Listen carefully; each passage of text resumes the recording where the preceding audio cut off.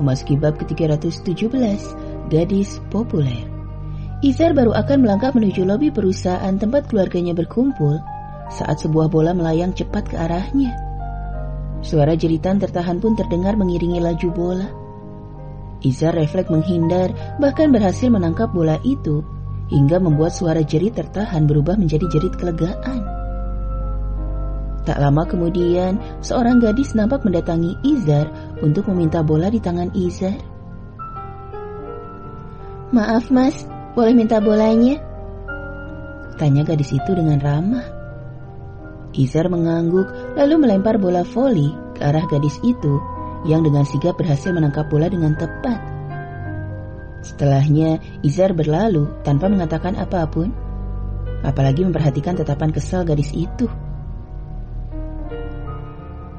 Tengil amat sih tuh cowok, batin gadis itu sambil bergegas membalikkan tubuhnya untuk kembali ke lapangan voli. Setelah beberapa meter melangkah, Izar seperti teringat akan sesuatu. Ia membalikkan tubuhnya lalu menatap gadis yang tadi meminta bola. Izar mengerutkan keningnya lalu menggeleng. "Masa itu dia sih? Kayaknya gak mungkin deh," gumam Izar sambil menggelengkan kepalanya.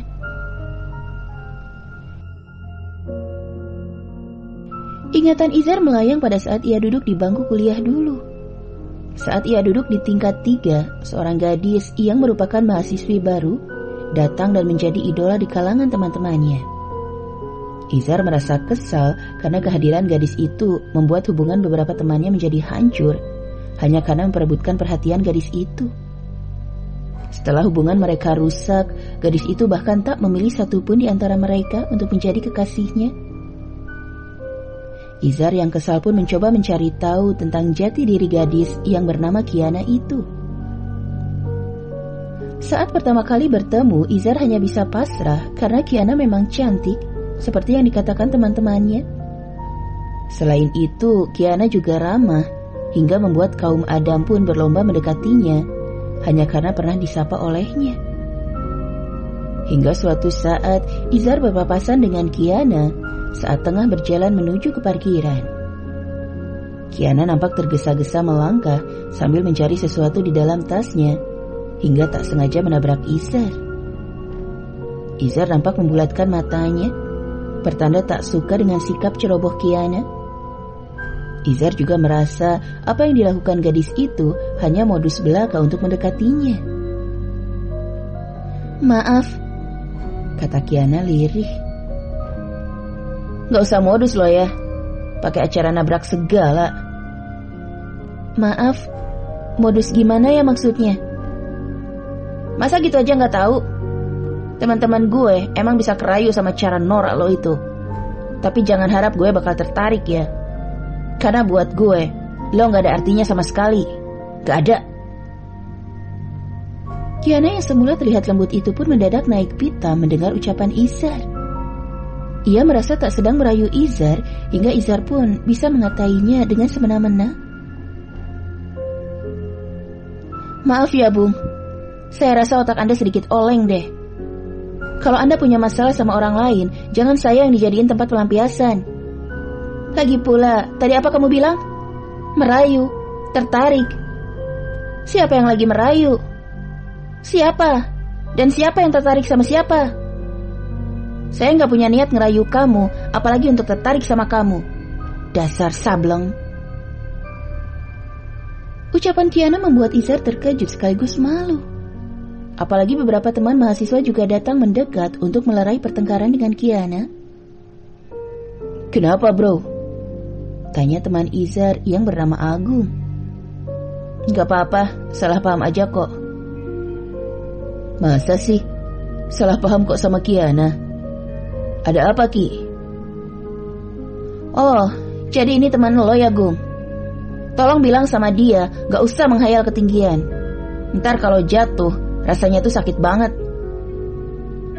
sahut Kiana sambil berlalu. "Apa maksudnya tuh? Lo ngomong apaan sih Zar sama dia?" "Gak ada. Mustahil. Kalau gak ada omongan dari lo yang bikin dia marah, Mana mungkin Kiana ngambek kayak gitu, Zar? Terserah lo deh mau percaya atau enggak. Gue cabut dulu ya. Pamit Izar sambil melajukan motornya, meninggalkan Agung dan Kiana di parkiran kampus. Izar tersadar dari lamunannya saat sebuah tepukan mampir di pundaknya. Ia menoleh dan mendapati Iyas tengah berdiri di sampingnya. Hei, kok malah melamun di sini sih? Ditungguin bunda tuh, tegur Iyas. Oh iya, ini juga mau ke sana kok, sahut Izar sambil bergegas melangkah menuju lobi perusahaan. Aneh banget sih tuh anak, tumben-tumbenan gak fokus kayak gitu, gumam Iyas sambil menggelengkan kepalanya. Mungkin Izar capek, Mas. Kan baru aja selesai menguras tenaga saat bertanding tadi, kata Nuara mengingatkan. Iya juga sih. Yuk kita ke lapangan voli. Aku dengar pertandingan kali ini tim kantor kita lawan musuh bebuyutan dari Bang X ya. Wah, pasti seru tuh. Oke, Mas, sahut Nuara sambil meraih tangan Izar yang terulur ke arahnya. Lalu keduanya pun berjalan sambil bergandengan tangan menuju lapangan voli. Saat tiba di sana, ternyata tim lawan berhasil menambah angka hingga tim dari perusahaan Erik pun terpaksa harus bertekuk lutut di hadapan tim lawan. Kayaknya seru banget ya, Mas. Sayang kita terlambat ngelihatnya. Gak apa-apa, masih ada babak selanjutnya kan abis ini. Masa sih? Kapan? Kapan-kapan, sahut ia sambil tertawa hingga membuat Nuara melengos kesal. Sedangkan tim Bang X tampak istirahat di pinggir lapangan sambil berbincang akrab dengan para karyawan.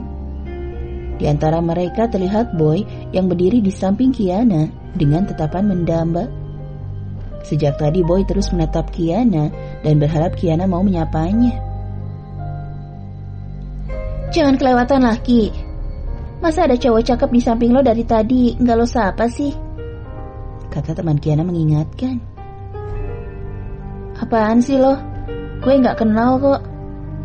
Iya, tapi sapa aja, kan bisa. Kasian, dari tadi nunggu lo tegur, sampai nggak kedip gitu ngeliatin lo. Emang salah gue ya?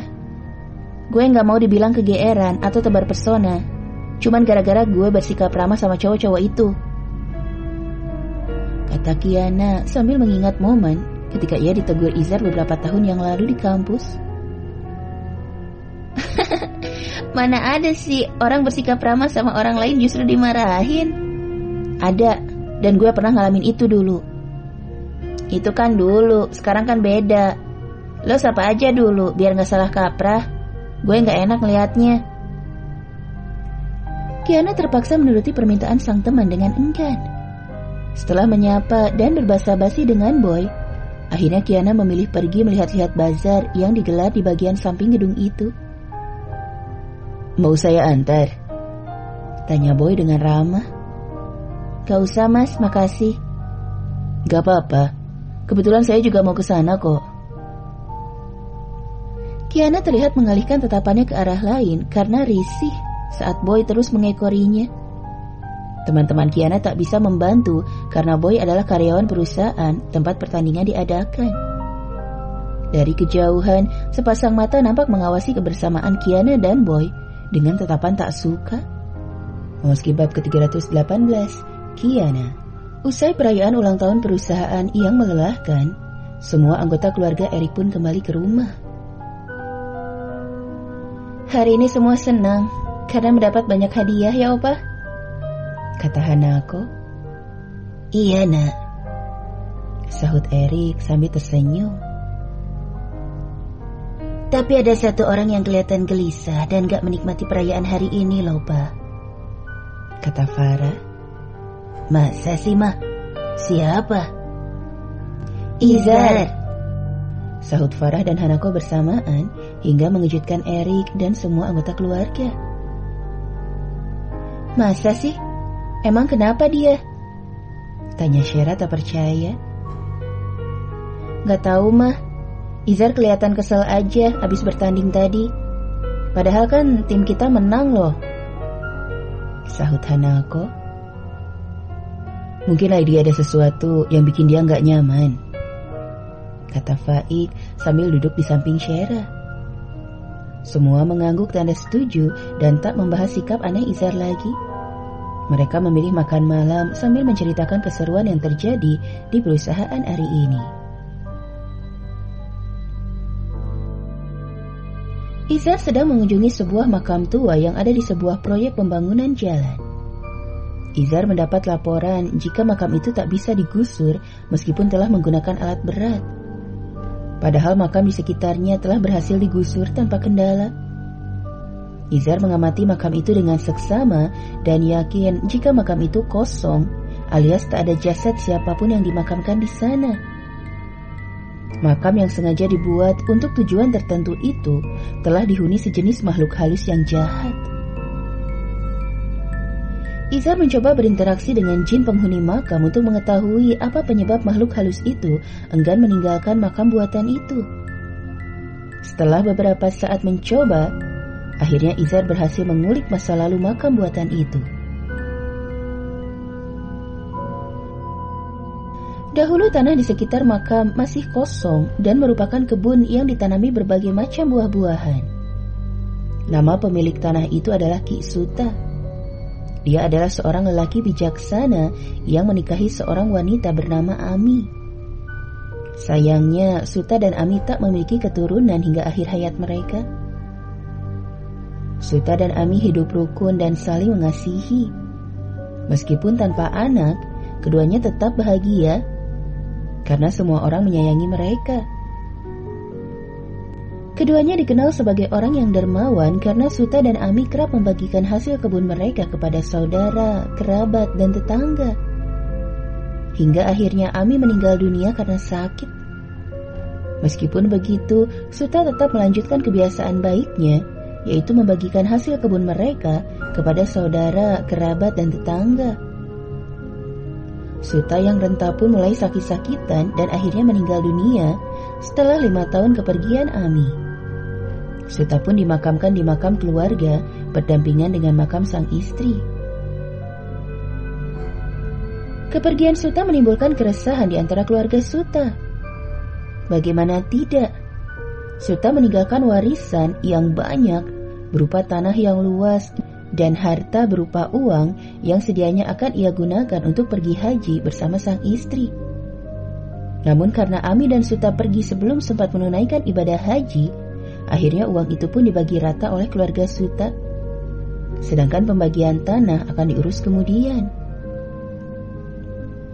Sejak sang pemilik tanah meninggal dunia, tanah itu menjadi rebutan keluarga besar Suta. Karena selalu menimbulkan keributan, akhirnya oleh salah seorang sesepuh kampung dibuatlah sebuah makam di tengah kebun. Awalnya makam itu bertujuan mengingatkan saudara-saudara Suta jika semua harta yang diperebutkan itu tak akan dibawa mati. Dan sang sesepuh kampung juga berharap jika saudara-saudara Suta menghentikan pertikaian karena hanya akan merugikan semua pihak. Ternyata harapan tak sesuai kenyataan. Saat keluarga Suta melihat keberadaan makam asing di tengah kebun, mereka justru memanfaatkannya untuk melakukan ritual sesat. Mereka juga membuat pengumuman seolah-olah makam buatan itu adalah makam keramat yang mampu memberi kekayaan bagi siapa saja yang datang melakukan ritual di tempat itu. Sang sesepuh tak bisa berbuat apa-apa meskipun ia telah menjelaskan jika makam itu adalah makam buatan yang ia buat untuk mendamaikan keluarga yang bertikai. Sayangnya, hingga sang sesepuh meninggal dunia, makam keramat itu tetap menjadi tempat favorit warga untuk melakukan ritual sesat. Karena seringnya diadakan ritual sesat dengan menyertakan beberapa macam sesajen, membuat makam buatan itu menjadi wingit dan memiliki aura mistis yang kuat. Bahkan ada sosok makhluk halus yang menghuni tempat itu dan berusaha menyesatkan manusia. Meskipun tanah itu telah dibeli oleh pemerintah, namun keberadaan makam itu tetap menghalangi pembangunan jalan yang dikerjakan oleh perusahaan Eric yang bekerja sama dengan pemerintah. Izar menghela napas panjang lalu mengusap wajahnya. Ia menatap makam buatan yang telah berlumut itu dengan tatapan kesal. Setelah membaca doa, Izar pun menyiram makam buatan itu dengan air ruqyah hingga makhluk halus penghuni makam buatan itu marah dan keluar untuk menantang Izar. "Pergilah, sudah cukup kau menyesatkan manusia," kata Izar. "Aku tak mau pergi. Di sini kerajaanku. Bagaimana mungkin aku akan meninggalkannya?" sahut makhluk halus itu dengan pongah.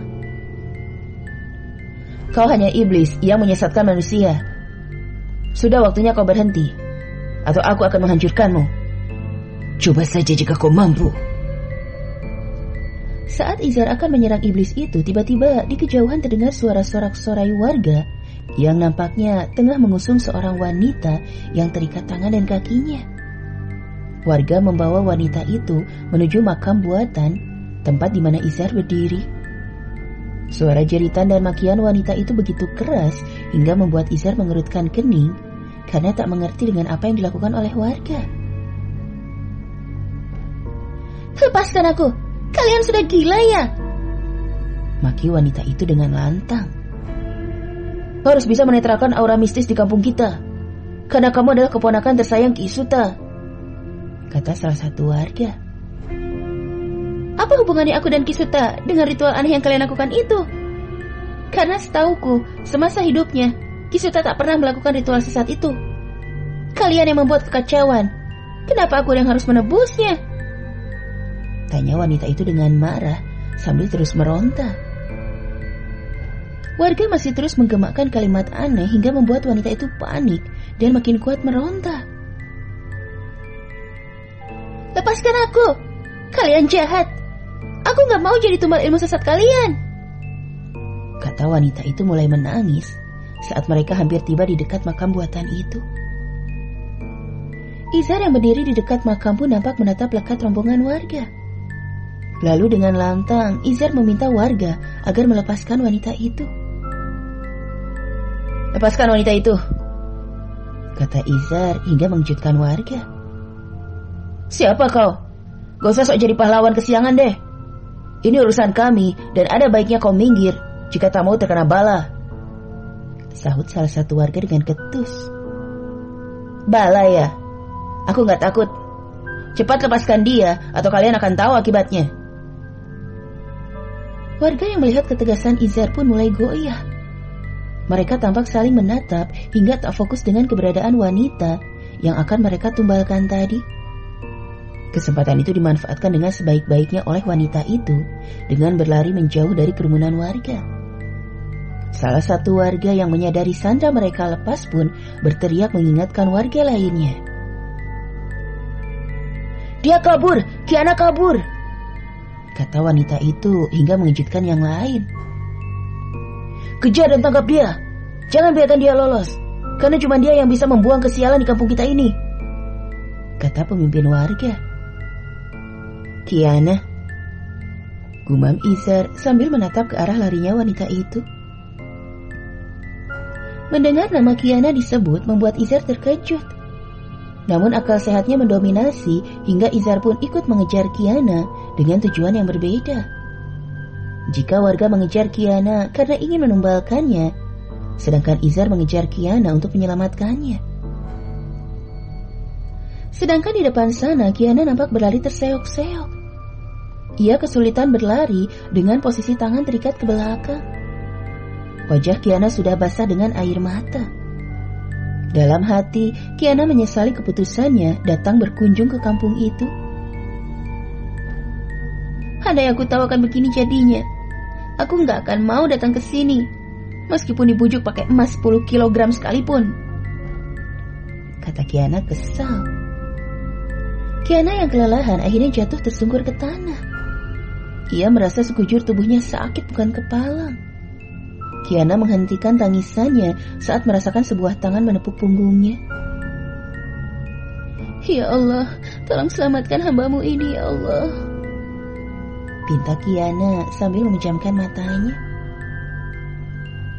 Saat Kiana menoleh, ia melihat seorang pria berdiri tegak di belakangnya dengan tatapan membunuh. Kiana menelan salivanya dengan sulit karena tak menyangka jika hidupnya harus berakhir di tempat asing. Memasuki bab ke-319, jadi itu dia. Kiana pun beringsut menjauh saat merasakan tatapan pria itu menghujam jantungnya. Dengan nafas tersengal-sengal, Kiana berusaha bangkit.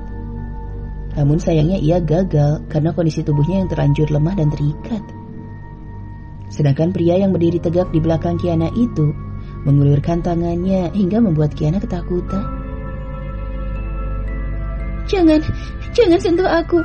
Tolong ampuni aku, kata Kiana dengan suara bergetar. Cepat bangun. Apa kamu mau tertangkap dan ditumbalkan oleh mereka? Tanya pria itu yang ternyata adalah Izar. Aku gak bisa bangun karena tanganku terikat. Izar menghela nafas lalu berjongkok di samping Kiana. Dengan cepat ia melepaskan ikatan pada tangan Kiana. Setelahnya Kiana bangkit walau dengan tubuh terhuyung-huyung. Terima kasih, kata Kiana lirih. Nanti aja terima kasihnya. Sekarang kita harus lari dan tinggalkan tempat ini. Mendengar ucapan Izar dan melihat sikapnya, membuat Kiana mengerutkan keningnya karena merasa mengenal Izar. Saat ia ingin mendekat, Izar melengos lalu menjauhinya. Ayo cepetan. Apa kamu mau tinggal di sini dan jadi santapan hantu penunggu tempat ini? Tanya Izar sambil menatap Kiana. Iya, aku ikut kamu, sahut Kiana gugup lalu mulai mengikuti langkah Izar. Sambil mengamati sekelilingnya, Izar nampak melangkah hati-hati. Hingga akhirnya ia berhasil menemukan mobilnya yang terparkir di dekat proyek di pinggir jalan besar. Kita aman sekarang, ayo kita ke sana, ajak Izar yang diangguki Kiana. Kemudian Izar melangkah keluar dari rimbunan pohon dan mengejutkan semua pekerja di proyek itu. Beruntung mereka mengenali Izar hingga tak curiga saat Izar keluar bersama seorang wanita dari balik rimbunan pohon. Izar pun menceritakan kejadian yang sebenarnya kepada para pekerja agar mereka tak salah paham melihat kehadirannya bersama seorang wanita. Kasihan banget ya si Non ini, kata salah satu pekerja bangunan. Begitulah Pak. Jadi nanti kalau ada warga nanya, tolong bilang gak tahu ya Pak, pinta Izar. Baik Mas, serahkan aja sama kami. Sekarang sebaiknya Mas Izar bawa nona ini pergi dari sini. Kami khawatir gak akan bisa nolong kalau udah berhadapan sama warga nanti, saran sang mandor. Baik Pak, saya permisi dulu. Assalamualaikum, sahut Izar cepat sambil memberi kode agar Kiana mengikutinya. Kiana yang mendengar percakapan Izar dengan beberapa pekerja itu pun akhirnya tahu jika pria yang menolongnya itu bernama Izar. Karena tak mau mati konyol akibat ditumbalkan warga, Kiana pun masuk ke dalam mobil dan duduk dengan tenang di samping Izar. Nanti di depan sana kamu nunduk ya, kata Izar sambil menatap ke jalan raya di depannya. Kenapa harus nunduk? Warga masih nyari kamu. Aku khawatir mereka ngadain sweeping dan memberhentikan kendaraan yang lewat satu persatu, lalu ngecek ke dalam mobil. Mendengar ucapan Izar membuat tubuh Kiana gemetar ketakutan. Ia pun mulai mencari cara agar tak terlihat oleh warga. Dengan lihai Kiana melompat ke jok tengah, lalu menutupi tubuhnya dengan jaket dan berbagai macam barang yang ada di sana. Melihat tingkahnya membuat Izar tersenyum. Terserah banget sih ngumpetnya, batin Izar sambil menggelengkan kepalanya. Dugaan Izar tepat. Ternyata warga memang memberhentikan kendaraan yang lewat dan mengecek ke dalam mobil. Kiana nampak gemetar ketakutan dan mulai menangis saat melihat deretan mobil di depan mobil yang ia tumpangi dihentikan warga. Kamu tenang aja, tetap diam dan jangan membuat gerakan yang mencurigakan, kata Izar mengingatkan Kiana sambil mengenakan topi dan kacamata untuk menyamar. Iya, sahut Kiana pasrah. Mobil Izar pun melaju perlahan lalu berhenti seperti arahan warga.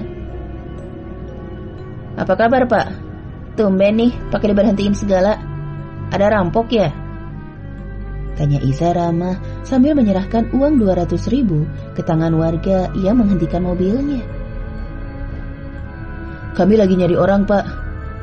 Gak usah Pak, kami gak minta uang kok, kata warga sambil menepis uang yang diberikan Izar. Gak apa-apa Pak, buat ngopi ya, biar semangat nyari orangnya, kata Izar sambil tersenyum. Wah, kalau gitu makasih ya Pak, silahkan jalan terus deh, sahut warga sambil membuka portal. Makasih Pak, kata Izar sambil melambaikan tangan lalu melajukan mobilnya dengan kecepatan tinggi. Sedangkan di jok tengah terlihat Kiana membuka penutup kepalanya sambil mengucapkan hamdalah berkali-kali. Alhamdulillah, terima kasih ya Allah, alhamdulillah, kata Kiana sambil mengusap wajahnya yang basah karena air mata itu. Izar nampak mengamati Kiana dari kaca spion. Mengetahui gadis itu baik-baik saja, Izar pun bersyukur dalam hati. Alhamdulillah, makasih ya Allah, batin Izar sambil terus majukan mobilnya. Maaf, kita mau kemana ya? Kalau nggak keberatan, turunkan saya di depan sana aja Pak, Izar. Oh gitu, nggak apa-apa. Saya bisa turunin kamu di sana. Tapi apa kamu yakin mau turun di pinggir jalan dalam keadaan kayak gini? Maksud Pak Izar gimana ya? Coba kamu lihat keadaanmu sekarang. Apa malah gak narik perhatian orang lain nantinya? Bajumu lusuh, gak pakai alas kaki, rambut berantakan, sahut Izar hingga membuat Kiana tersadar lalu memperhatikan keadaannya. Kiana melihat dirinya yang sangat kusut dan lusuh. Mungkin orang akan mengira dia gila andai ia nekat turun di pinggir jalan seperti permintaannya tadi. Jadi aku harus gimana dong? Pulang, apalagi emangnya? Aku tahu, dari tadi juga aku niat pulang. Aku minta turun di pinggir jalan karena gak mau ngerepotin kamu. Tapi gak nyangka kamu malah ngomong kayak gitu, kata Kiana sambil menatap keluar jendela dengan perasaan tak menentu. Kalau mau, aku bisa antar kamu. Mengantar? Apa gak ngerepotin? Sebenarnya sih ngerepotin, tapi demi kemanusiaan, aku rela ngelakuinnya. Gimana? Mau gak aku antar? Iya, aku mau. Makasih sekali lagi.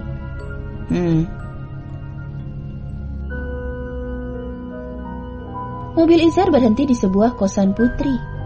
Di teras rumah terlihat beberapa wanita tengah duduk santai sambil bersenda gurau. Melihat kedatangan mobil Izar, mereka terdiam dan mencoba menebak siapa yang datang. Mereka terkejut saat melihat kondisi Kiana yang terlihat mengenaskan itu. Ini tempat tinggal aku.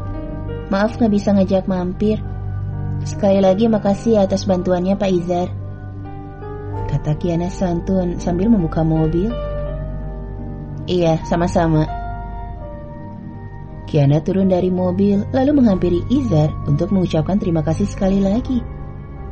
Sayangnya Izar malah melajukan mobilnya lalu meninggalkan Kiana yang berdiri mematung sambil menatap bingung ke arahnya.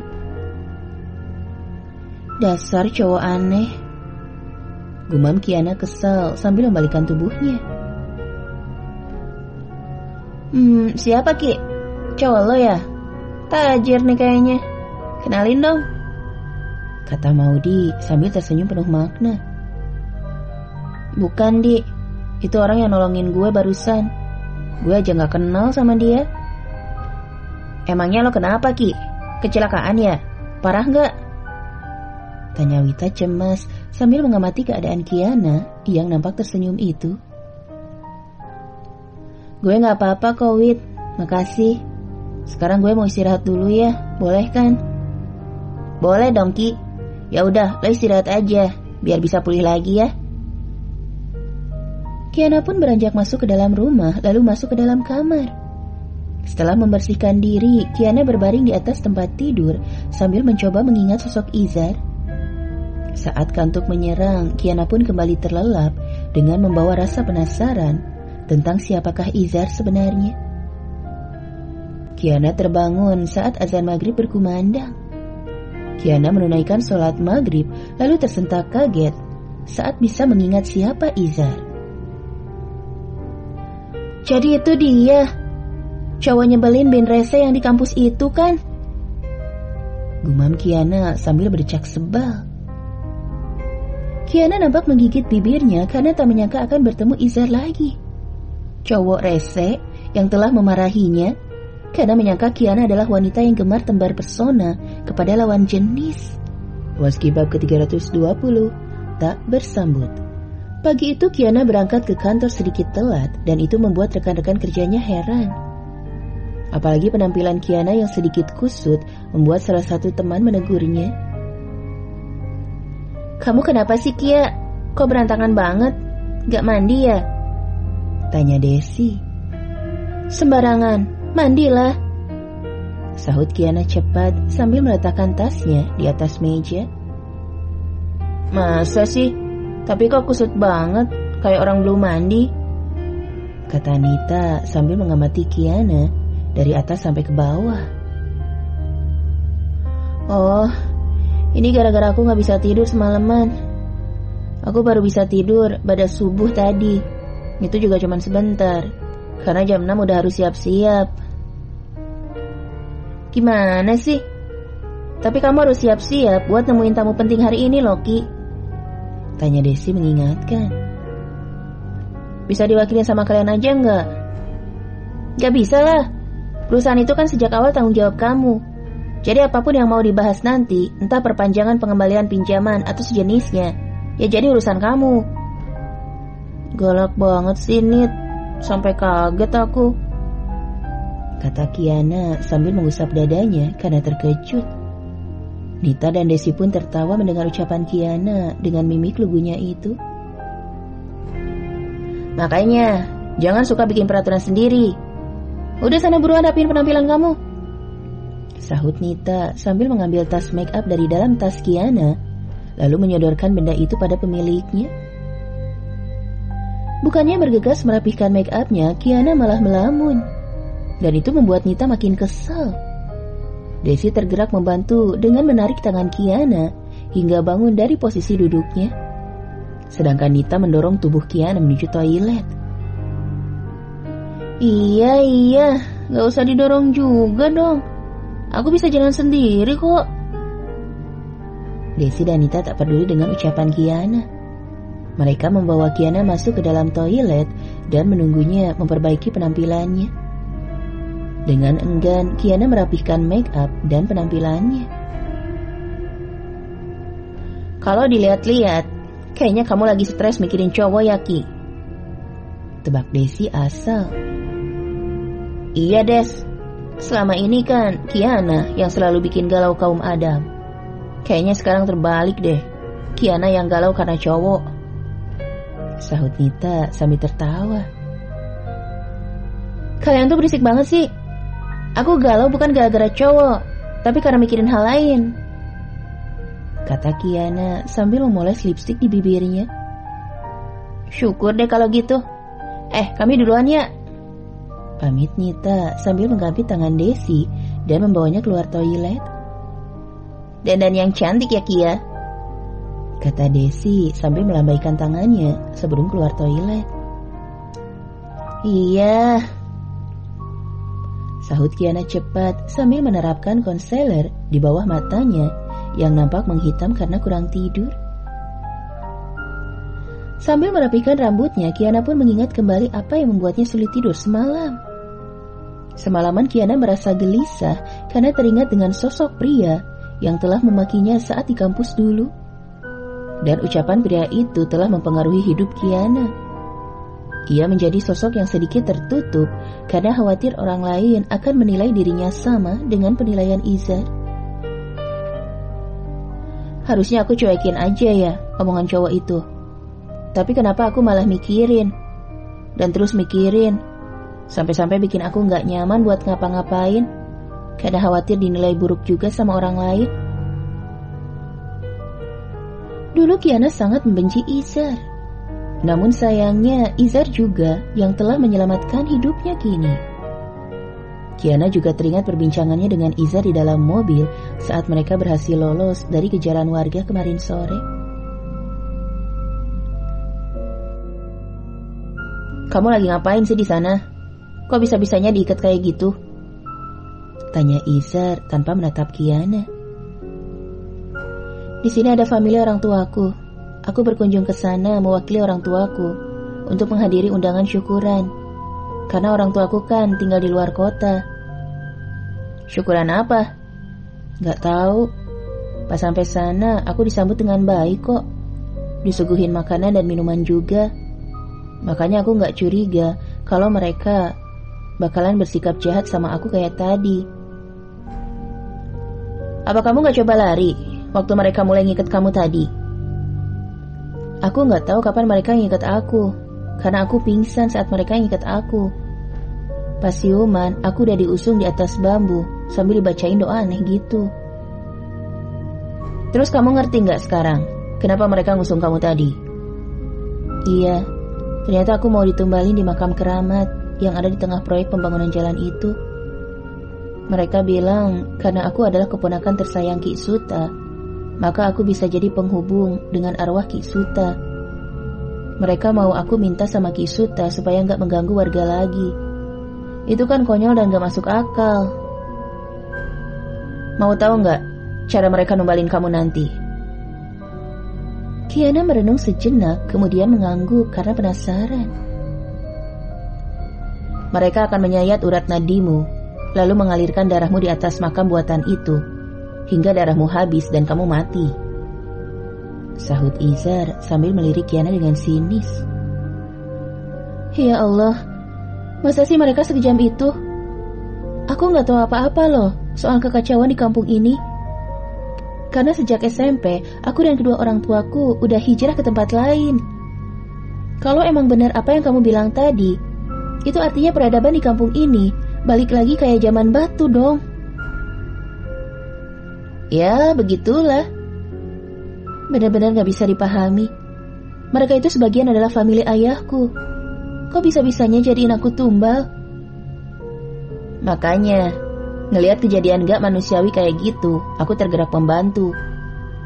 Jadi kamu gak usah mikir macam-macam, apalagi ngira aku tertarik sama kamu. Kiana terdiam sekaligus merasa dijafu. Ia merasa pernah mengalami kejadian serupa beberapa tahun yang lalu, dan kejadian itu terus membekas dalam ingatan Kiana. Perlahan Kiana menoleh ke arah Izar dan mencoba mengamati sosok pria yang telah menolongnya itu. Sayangnya tak terlihat jelas, karena saat itu Izar mengenakan topi untuk menyamar.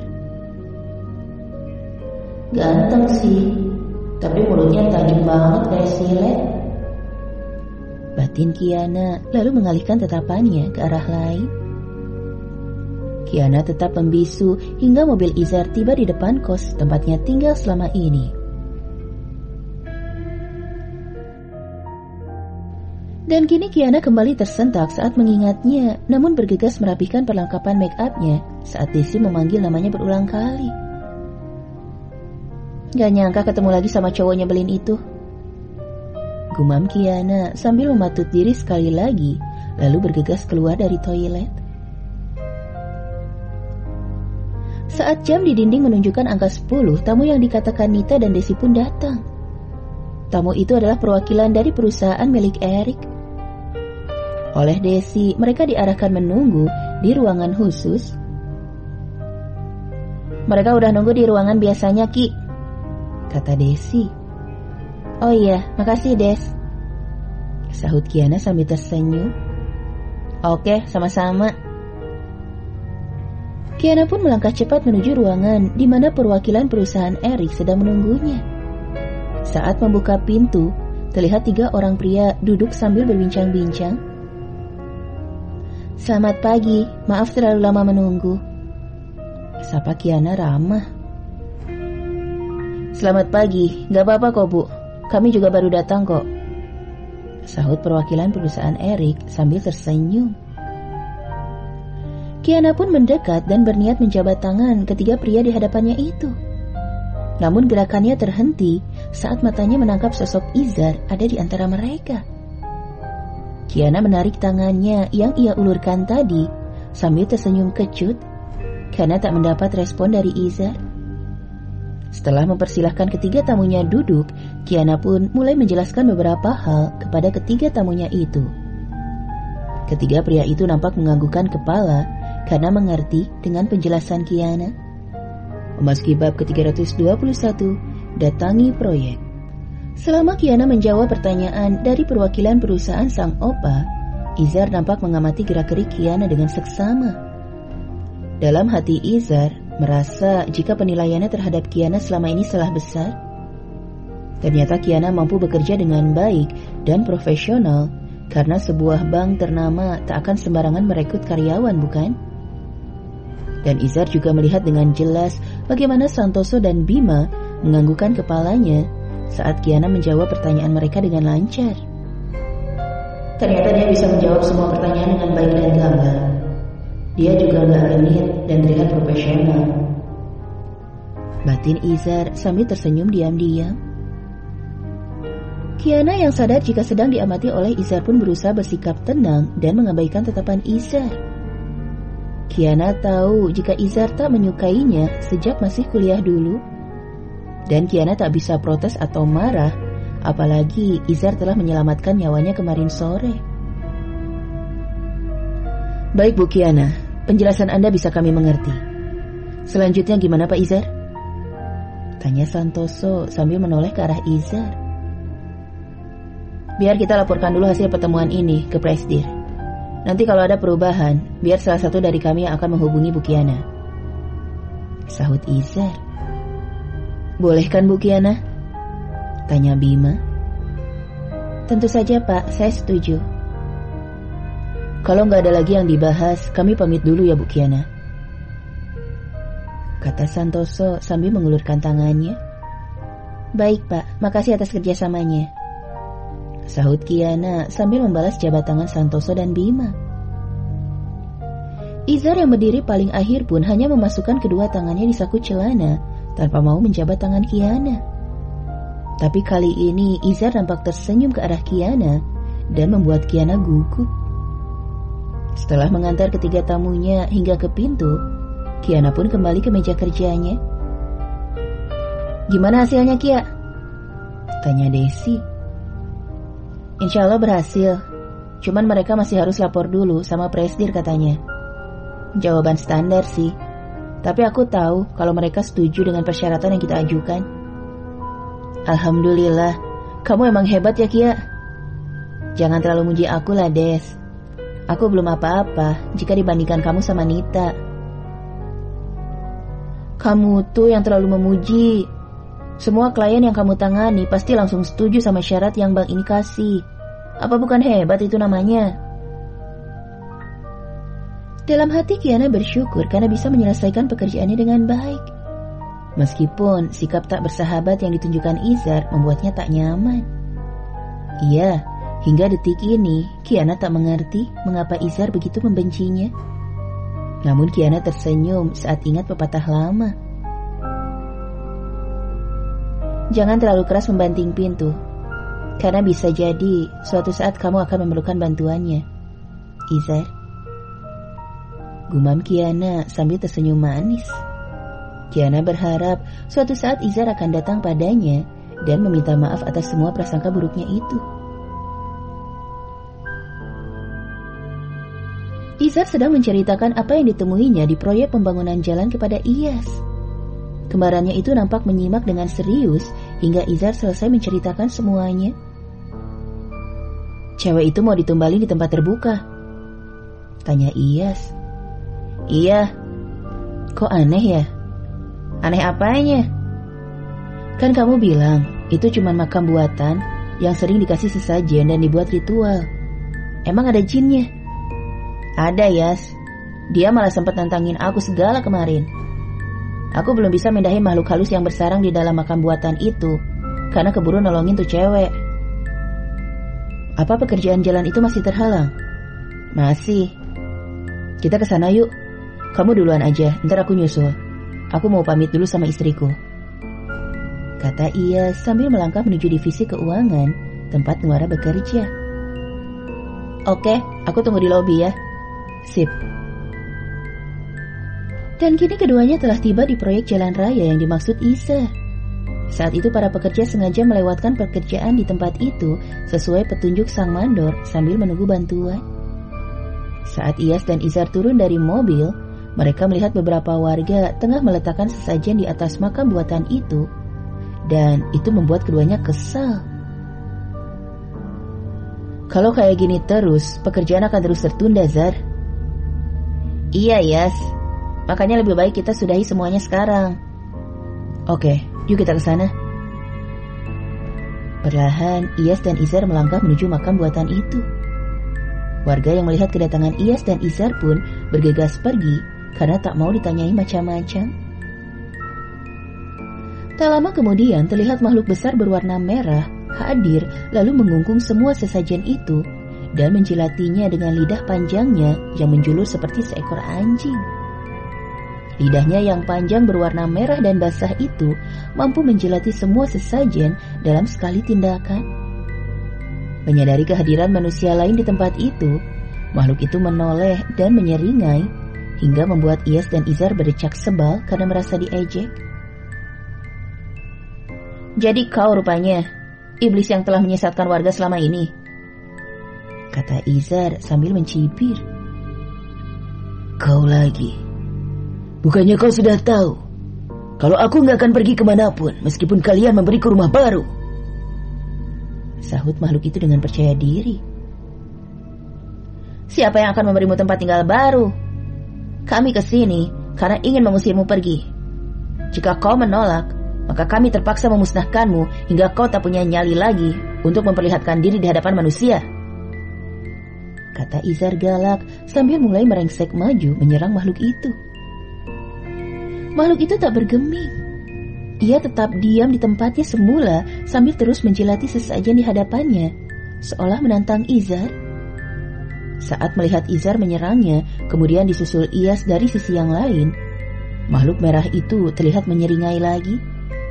Karena mengira serangan Izar dan Iyas hanya akan menimbulkan angin kecil yang tak akan mampu menggoyang keberadaannya di atas makam buatan itu. Namun rupanya makhluk merah itu salah perhitungan. Saat serangan Izar mengenai dirinya, ia merasa dadanya sangat sakit hingga membuatnya sulit bernapas. Belum lagi reda rasa sakitnya, serangan kedua dari Iyas menyusul dan mengenai wajahnya yang selalu tersenyum itu, hingga memaksanya jatuh terpelanting ke belakang dengan suara berdebum yang sangat keras. Makhluk merah itu mencoba bangkit sambil menyeka darah yang meleleh dagunya. Rupanya serangan Iyas dan Izar mampu melukainya. Ia bangkit dan bersiap menghadapi si kembar. Ternyata kalian lumayan hebat ya.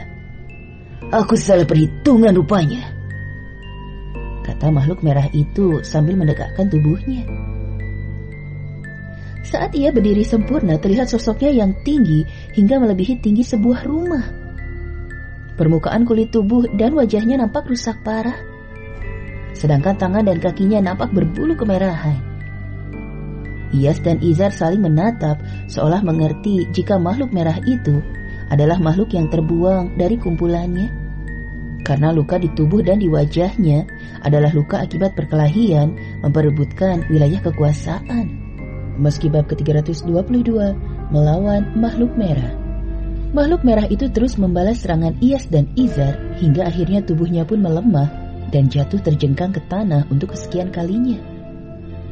Suara melenguh keluar dari mulutnya yang selalu menyeringai itu. Namun Iyas dan Izar tak mengendurkan serangan karena tahu jika itu hanya taktik makhluk merah itu untuk menyerang balik jika keduanya lengah. Namun tiba-tiba makhluk itu nampak berusaha bangun dan berdiri tegak di atas kedua kakinya. Tubuhnya yang semula lemah tak bertenaga itu tampak sehat dan segar bugar hingga membuat si kembar sedikit bingung. Rupanya ada bantuan yang terkirim dari warga untuk makhluk merah itu. Warga mendapat kabar jika ada 2 orang pria mendatangi makam buatan dan bertempur dengan penunggu makam buatan itu. Warga yang merasa jika kebahagiaannya akan terusik pun mengadakan ritual di sebuah tempat tak jauh dari makam buatan itu. Tepatnya di bekas rumah Kisuta. Ritual yang mereka lakukan berhasil membuat makhluk merah itu semakin kuat. Dan kini makhluk merah itu gantian menyerang Iyas dan Izar hingga memaksa keduanya melompat ke sana kemari untuk menghindari serangannya. Ada yang gak beres sama makhluk itu, Yas. Kelihatannya ada yang lagi bikin ritual yang bikin makhluk itu bertambah kuat, kata Izar lantang. Iya, Zar. Makhluk merah itu nampak senang karena berhasil membalas serangan Iyas dan Izar. Merasa di atas angin, ia pun mulai terlihat lengah. Bahkan ia seolah mempermainkan Iyas dan Izar dengan melesat ke sana kemari. Iyas dan Izar tak kehabisan akal. Mereka menganggukkan kepala, pertanda sepakat melakukan sesuatu. Hitungan ketiga, Iyas, kata Izar lantang sambil berlari menjauhi makhluk merah itu. Oke, sahut Iyas sambil berlari ke arah yang berlawanan dengan Izar hingga membuat makhluk merah itu kebingungan karena kehilangan lawannya. Izar pun dengan lantang menghitung sesuai kesepakatan tadi. 1, 2, 3, kata Izar lantang lalu berbalik cepat dengan cara berlari ke arah makhluk merah itu, diikuti Iyas yang melakukan hal yang sama. Serangan balik yang dilancarkan si kembar membuat makhluk merah itu terkejut dan kehilangan keseimbangan. Hingga akhirnya serangan itu membuat makhluk merah itu menjerit keras dengan kedua tangan menutupi wajahnya. Rupanya Iyas dan Izar berhasil menyebarkan bubuk kamper yang mereka bawa di waktu yang tepat hingga berhasil melukai wajah dan kedua mata makhluk merah itu. Sementara itu, di rumah Kisuta terjadi hal yang tak terduga. Api yang ada di dalam bokor tiba-tiba membesar dengan sendirinya. Api itu membumbung tinggi hingga menyentuh plafon rumah almarhum Kisuta dan membuatnya terbakar dengan cepat. Warga yang tengah mengadakan ritual sambil mengelilingi bokor itu nampak belum menyadari jika api telah membakar plafon rumah yang terbuat dari anyaman bambu itu. Api merambat cepat ke dinding lalu ke kusen pintu dan jendela. Dalam sekejap saja, rumah Kisuta pun dilalap api. Warga yang kebetulan melintas pun terkejut dan berteriak memanggil warga lain untuk membantu memadamkan api. Api! Kebakaran! Tolong! Rumah Kisuta kebakaran! Jerit warga itu panik hingga memancing kehadiran warga lainnya. Mendengar jeritan warga di luar rumah Kisuta, warga yang sedang mengadakan ritual pun tersadar dan membuka mata. Mereka terkejut saat melihat api telah mengepung rumah almarhum Kisuta. Mereka panik dan mulai berusaha menyelamatkan diri. Namun sayangnya api terlanjur membesar termasuk di ambang pintu dan jendela. Mereka ketakutan dan tak berani melintas hingga hanya bisa menjerit minta tolong sambil berpelukan di dalam rumah. Warga yang berada di luar rumah saling bahu-membahu memadamkan api sambil terus berdoa agar warga yang terjebak di dalam api bisa selamat. Di antara warga yang berkerumun, terlihat seorang pria yang nampak sedih menyaksikan rumah Kisuta habis dilahap San Jago Merah. Berkali-kali ia mengusap air mata yang membasahi wajahnya karena teringat kasih sayang yang diberikan oleh Kisuta dan istrinya saat ia kecil dulu. Kenapa jadi kayak gini, Paman? Maafkan aku karena gak berhasil menyelamatkan rumahmu. Maafkan aku, Bibi Ami. Aku gak sanggup menghadapi mereka seorang diri. Maaf. Gumam pria yang tak lain adalah Kiana yang sengaja menyamar menjadi seorang pria untuk menghindari warga yang berusaha menangkapnya.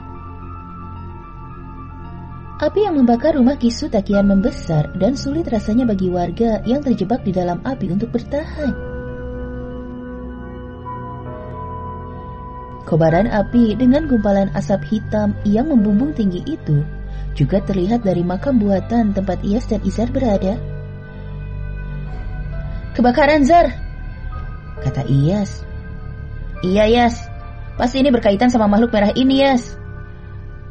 Kita harus bergerak cepat sebelum api itu memakan korban jiwa, Zar," kata Iyas gusar sambil mengeluarkan botol berisi air ruqyah dari mobil. Izar mengangguk. Ia meraih botol air ruqyah yang dilemparkan Iyas dengan cepat, lalu membuka tutup botol dan menuangkan isinya ke tubuh makhluk merah yang tengah sekarat itu. "Pergilah, tak ada lagi tempat untukmu di sini." Subhanallah wa bihamdihi subhanallahil azim. Subhanallah wa bihamdihi subhanallahil azim. Subhanallah wa bihamdihi subhanallahil azim. Lenguhan terdengar memilukan saat makhluk itu menggeliat kesakitan ketika air ruqyah membasahi tubuhnya. "Izinkan aku tetap di sini. Jangan usir aku. Tolonglah. Aku janji tak akan membuat keonaran lagi." "Maafkan kami karena tak bisa memberimu kesempatan. Karena kami yakin kau tak akan mungkin menepati janjimu itu," sahut Iyas. "Aku bersumpah akan menepati janjiku itu," kata makhluk merah itu mencoba meyakinkan Iyas dan Izar. Namun Iyas dan Izar mengabaikan ucapan iblis itu dan terus bertasbih sambil menyiramkan air ruqyah di dalam botol hingga habis. Setelahnya mereka menatap makhluk merah itu sambil terus bertasbih. Perlahan tubuh makhluk merah itu mengecil hingga sebesar kelereng, lalu hancur menjadi debu. Setelahnya debu itu terhisap ke dalam tanah tanpa sisa. Sesaat kemudian angin sejuk berhembus di sekitar tempat itu bersama dengan perginya aura mistis yang melingkupi tempat itu. "Alhamdulillah," kata Iyas dan Izar bersamaan sambil mengusap wajah masing-masing. Di kejauhan terlihat mandor proyek berlari kecil menghampiri keduanya. Wajahnya nampak tegang, seolah khawatir terjadi sesuatu pada Iyas dan Izar. "Mas Izar dan Mas Iyas gak apa-apa kan?" tanya sang mandor dengan suara bergetar. "Alhamdulillah kami gak apa-apa, Pak. Tolong suruh tukang untuk ngancurin makam ini sekarang ya, Pak," pinta Izar. "Baik, Mas," sahut sang mandor lalu bersuit memanggil 3 orang anak buahnya yang nampak mendekat sambil membawa palu dan linggis. Semula ketiga pekerja itu terlihat ragu menjalankan perintah sang mandor karena khawatir terjadi sesuatu jika mereka menghancurkan makam keramat itu. "Kalian tenang aja. Insya Allah kalian gak akan sakit dan terluka setelah kalian membongkar makam ini. Jin penunggu makam buatan ini udah pergi dan sekarang makam ini kosong. Kalian bisa membongkarnya sekarang. Jangan lupa baca bismillah ya," kata Izar mengingatkan. "Baik, Pak," sahut ketiga pekerja sambil tersenyum.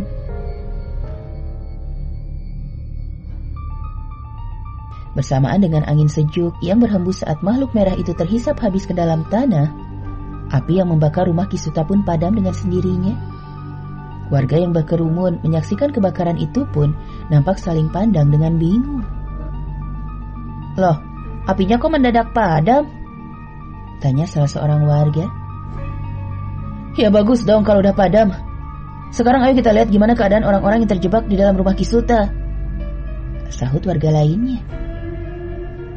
Kemudian warga pun bergerak cepat mendekati rumah Kisuta yang masih diliputi asap usai terbakar tadi. Mereka melihat orang-orang yang terkurung api itu masih bergerak, walau sebagian pakaian mereka telah habis terbakar. "Mereka masih hidup, ayo kita keluarkan mereka," kata salah seorang warga dengan lantang hingga mengejutkan Kiana dan warga lainnya. Tanpa membuang waktu, warga pun bergotong royong mengeluarkan 6 orang yang terperangkap di dalam rumah Kisuta.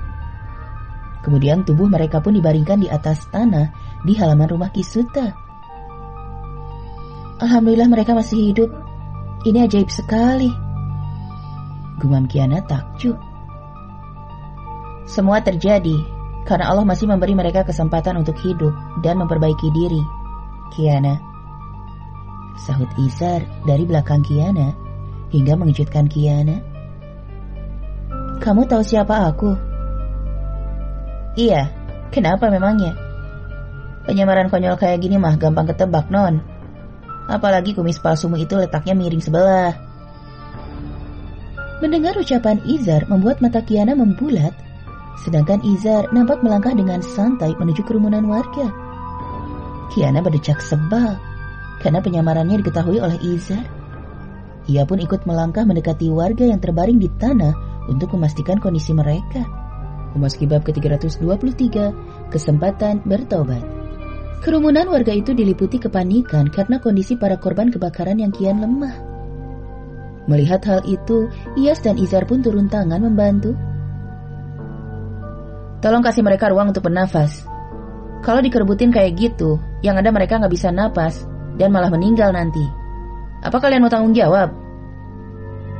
Ucapan Izar mengejutkan sekaligus menyadarkan warga. Perlahan mereka menjauhi korban kebakaran yang terbaring di tanah itu. Hanya seorang pria yang bertahan karena ia sedang berusaha membantu para korban. Dilihat dari cara berpakaiannya, Iyas dan Izar yakin jika pria itu adalah seorang ustadz. Keduanya pun mendekati sang ustadz dan menyapanya. Assalamualaikum Pak Ustadz, apa ada yang bisa kami bantu? Tanya Iyas dengan santun. Sang ustadz menoleh lalu tersenyum melihat kehadiran Iyas dan Izar yang diyakini sebagai orang baik itu. Waalaikumsalam. Kebetulan kalian datang. Tolong bantu saya menyadarkan mereka ya. Pinta sang ustadz yang bernama Halim itu. Baik Ustadz. Yang lain tolong pinjamkan kain atau sarung untuk menutupi aurat mereka ya, kata Ustadz Halim sambil menatap ke arah warga yang berkerumun. Baik Pak Ustadz, sahut beberapa warga lalu bergegas pulang mengambil kain atau sarung sesuai permintaan Ustadz Halim. Tak lama kemudian mereka pun kembali dengan membawa kain dan sarung yang diserahkan kepada Ustadz Halim. Lalu Ustadz Halim melangkah mendekati para korban kebakaran yang tengah berbaring itu. Saat melihat Kiana yang menyamar menjadi laki-laki itu berdiri tak terlalu jauh dari para korban, sang ustadz pun memanggilnya dan memintanya untuk membantu. Kamu kesini, kata Ustadz Halim sambil menunjuk ke arah Kiana. Saya Pak Ustadz, tanya Kiana sambil mengarahkan telunjuknya ke wajahnya sendiri. Iya kamu, siapa lagi memangnya? Sahut Ustadz Halim sambil tersenyum. Dengan ragu Kiana maju ke depan menghampiri Ustadz Halim yang nampak menyodorkan kain sarung ke arahnya. Kiana nampak bingung. Sedangkan Ustadz Halim yang mengira Kiana adalah laki-laki pun meletakkan kain sarung itu ke telapak tangannya. Daripada bengong di situ, lebih baik kamu bantuin nutupin aurat mereka ya. Ucapan Ustadz Halim membuat Izar dan Kiana terkejut. Bahkan Izar yang sedang memberi minum salah satu korban pun bangkit dan menghampiri sang ustadz. Biar saya aja Pak Ustadz. Kebanyakan orang juga gak baik buat korban. Dan kamu, sana jauhan, ganggu aja, kata Izar ketus sambil menatap lekat ke arah Kiana. Kiana yang merasa diselamatkan oleh Izar nampak mengangguk lalu bergegas menjauh dan berdiri di belakang kerumunan warga. Dalam hati, Kiana merasa bersyukur karena berhasil lolos dari melihat sesuatu yang tak seharusnya. Meskipun ia sedikit kesal dengan ucapan Izar tadi. Iyas yang sedang membantu korban kebakaran pun mencium keanehan pada sikap kembarannya itu. Iyas merasa jika sikap Izar sedikit posesif. Namun Iyas merasa bukan waktu yang tepat untuk bertanya banyak hal pada Izar. Kemudian Ustadz Halim dan Izar bergerak menutupi aurat para korban. Hanya auratnya saja karena keduanya khawatir jika luka bakar yang diderita para korban akan bertambah sakit jika terkena kain nanti. Para korban yang menderita luka bakar hingga 70% itu terdengar merintih kesakitan. Wajah mereka sulit dikenali hingga warga pun masih bertanya-tanya siapa 6 orang yang terjebak api di dalam rumah Ki Suta itu. Setelah para korban siuman, Ustadz Halim nampak tersenyum. Warga pun sedikit bernapas lega saat melihat para korban mulai merintih dan menggerakkan tubuh mereka. Ustadz Halim pun mulai bicara untuk mengingatkan semua warga yang hadir di sana. Kejadian hari ini adalah salah satu bukti kekuasaan Allah Subhanahu wa Ta'ala. Kita saksikan bersama bagaimana api yang besar yang sudah membakar semuanya tiba-tiba padam dengan sendirinya. Padahal kita semua bingung karena tak tahu lagi gimana cara memadamkan api itu, bukan? Iya, Ustadz. Di titik ini, Allah lagi-lagi memperlihatkan kekuasaannya. Lihatlah mereka. Orang-orang yang terbaring di tanah itu sudah terjebak dalam api sekian lama. Yang kalau menurut ukuran kita, harusnya mereka tak bisa selamat. Tapi ternyata Allah masih selamatkan mereka dan mengizinkan mereka hidup. Satu hikmah yang bisa diambil adalah Allah masih memberi kesempatan kepada mereka untuk bertobat dan memperbaiki diri. Berarti Allah menyayangi mereka dan kita semua yang hadir di sini. Karena Allah juga mengizinkan kita menjadi saksi dari kekuasaan Allah ini. Semua warga yang berkerumun, termasuk para korban kebakaran, nampak tersentak kaget mendengar ucapan Ustadz Halim. Selama ini mereka selalu menganggap ucapan Ustadz Halim hanya bualan atau sekedar slogan belaka. Namun saat mereka menyaksikan kejadian tak masuk akal dengan mata kepala mereka sendiri, mereka pun sadar. Warga nampak menundukkan kepala. Wajah mereka terlihat merah padam karena menahan malu. Sedangkan salah satu dari 6 korban kebakaran itu terlihat berusaha bangkit dengan susah payah. Izar pun tergerak membantu hingga korban kebakaran itu bisa duduk sambil meringis menahan sakit. Pak Ustadz Halim benar. Saya mengaku salah. Maafin saya Pak Ustadz. Karena selama ini selalu membangkang. Saya selalu mengabaikan nasihat Ustadz.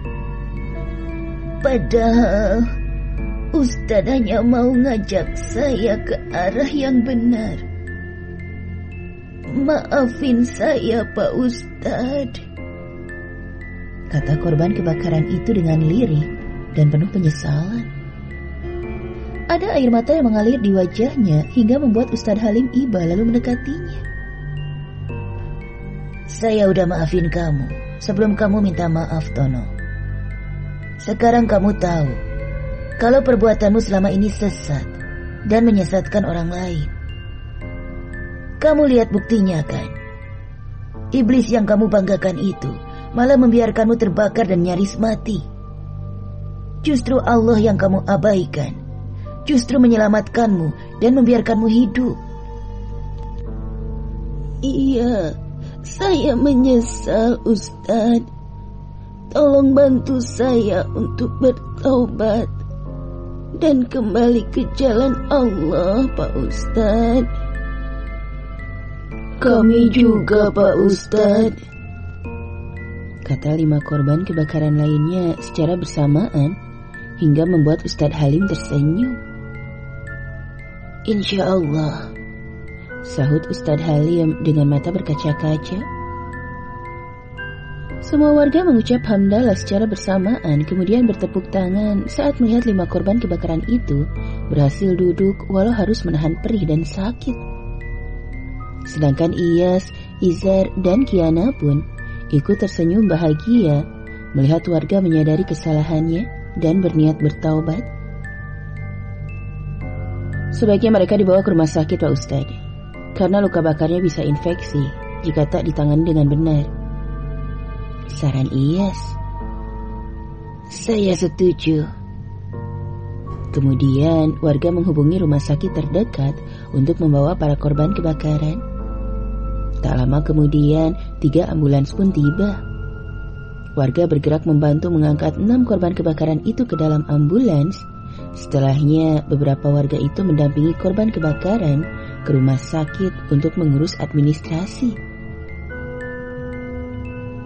Setelah para korban kebakaran dibawa ke rumah sakit, warga pun mulai membereskan sisa kebakaran secara bergotong royong. Kedua mata Ustadz Halim dan Kiana nampak berkaca-kaca. Melihat rumah Ki Suta kini telah runtuh tanpa sisa. Ternyata keduanya memiliki kenangan yang berbeda terhadap rumah dan sepasang suami istri yang menghuni rumah itu, yaitu Suta dan Ami. Saya pribadi punya kenangan yang tak terlupakan di sini. Di rumah ini, bersama Pak Suta dan Bu Ami. Hampir semua orang pernah mampir dan ngobrol sama mereka. Dan kebanyakan dari mereka punya kenangan yang baik tentang Pak Suta dan Bu Ami. Bukan begitu, Kiana? Tanya Ustadz Halim sambil menoleh ke arah Kiana.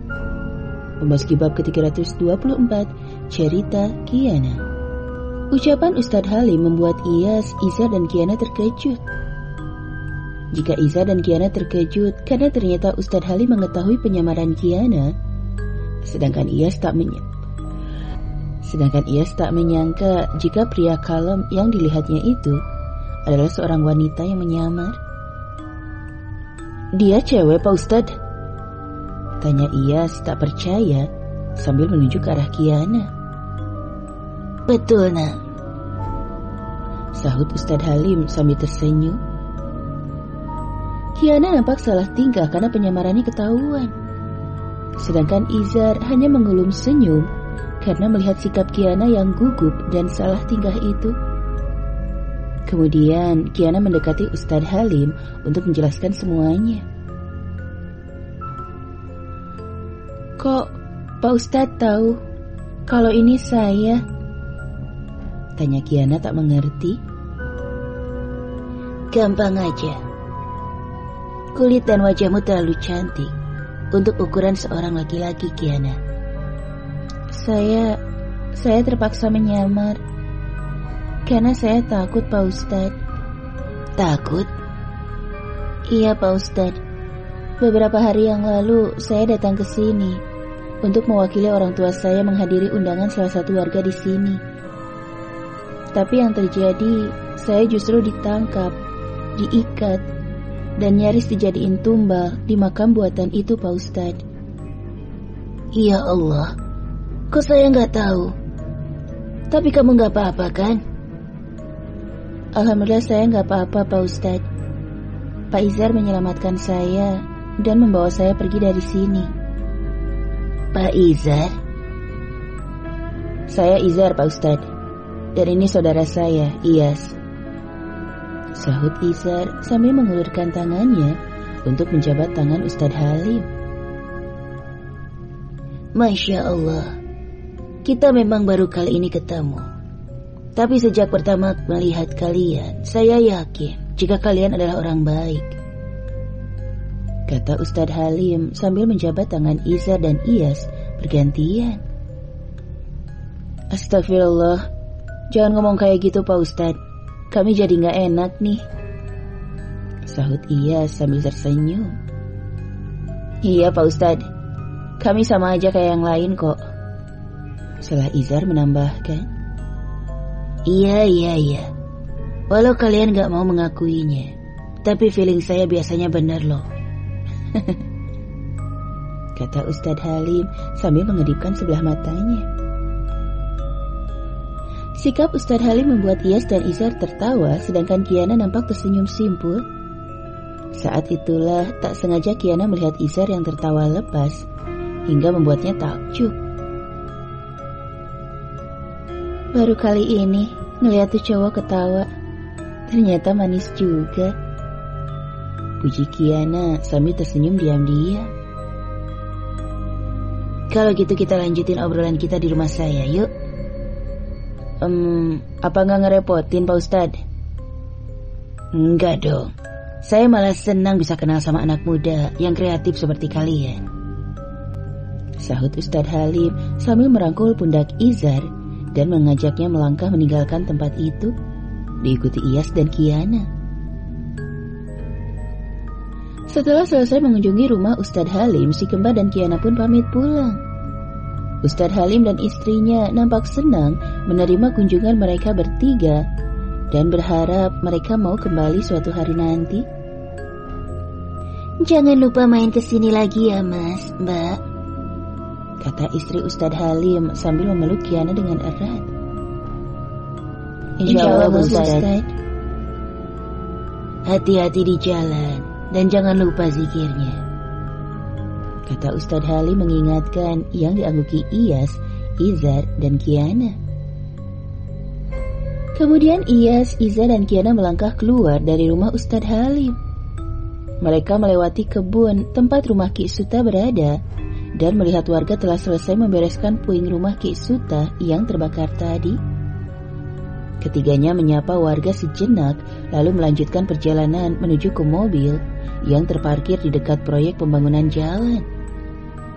Saat melewati bekas makam buatan, Kiana nampak mengerutkan keningnya karena tak melihat keberadaan makam itu lagi di sana.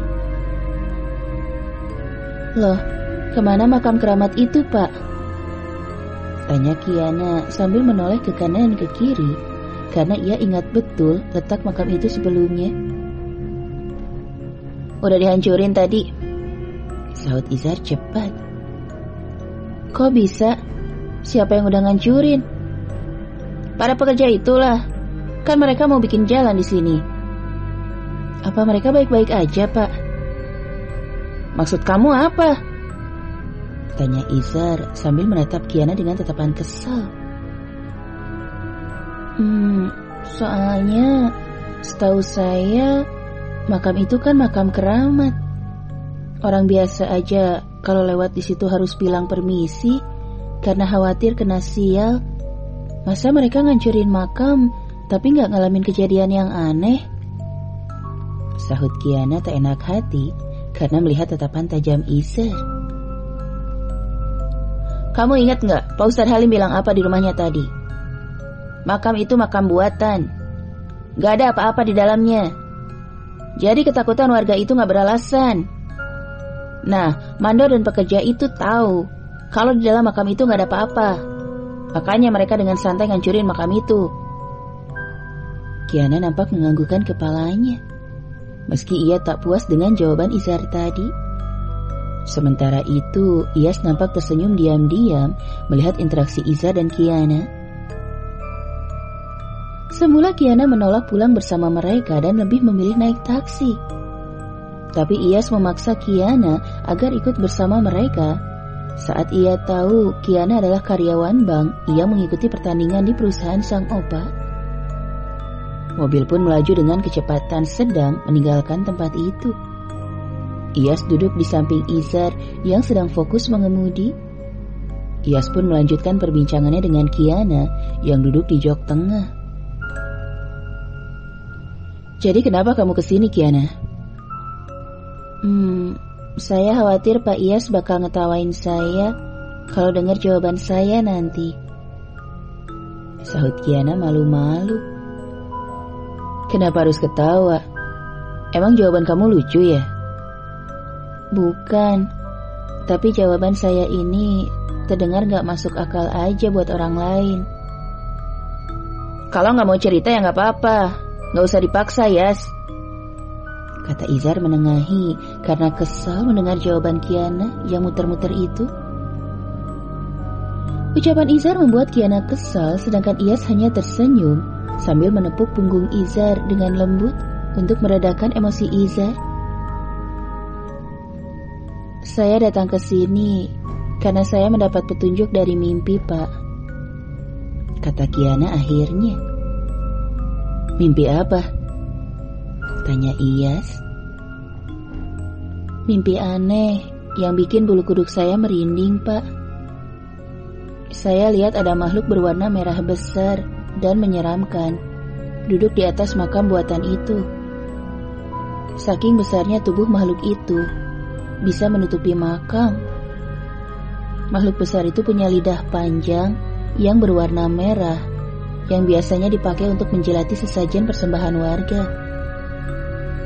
Dia marah karena saya kabur waktu mau ditumbalin kemarin. Saya juga ngelihat api di sekitaran Ki Suta dan Bu Ami. Walau mereka gak kebakar, tapi mereka kelihatan sedih. Mereka menatap saya seolah minta saya melakukan sesuatu. Saya kesini karena saya kepikiran sama Ki Suta dan Bu Ami. Saya harap ada yang bisa saya lakukan untuk membantu mereka.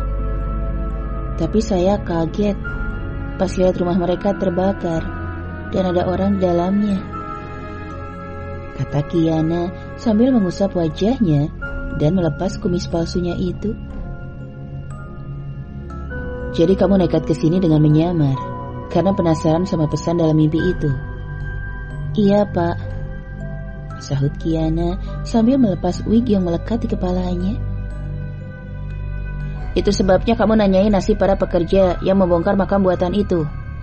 Karena setahu kamu ada makhluk merah besar menyeramkan di sana, tanya Izar. Iya Pak, saya khawatir makhluk itu menyakiti para pekerja yang gak tahu apa-apa. Karena mereka kan juga punya keluarga. Kasihan kan keluarga mereka kalau tahu orang yang jadi tulang punggung mereka terluka atau bahkan meninggal dunia karena hal mistis kayak gitu. Iyas dan Izar saling menatap mendengar ucapan Kiana. Mereka salut dengan keberanian Kiana. Mobil berhenti di depan kos Kiana. Ia turun setelah mengucapkan terima kasih, lalu mobil pun melaju cepat menuju rumah Erik. Memasuki bab ke-325, Kuntilanak lagi-lagi. Malam itu Iyas dan Izar sedang berbincang dengan Erik. Iyas sengaja menginap di rumah sang opa karena harus membahas hal penting dengan keluarganya itu. Jadi siapa yang bakal berangkat ke sana? Tanya Faik tiba-tiba sambil duduk di samping sang papa. Papa sih udah gak bisa pergi jauh-jauh nah. Sekarang papa gampang lelah, sahut Erik.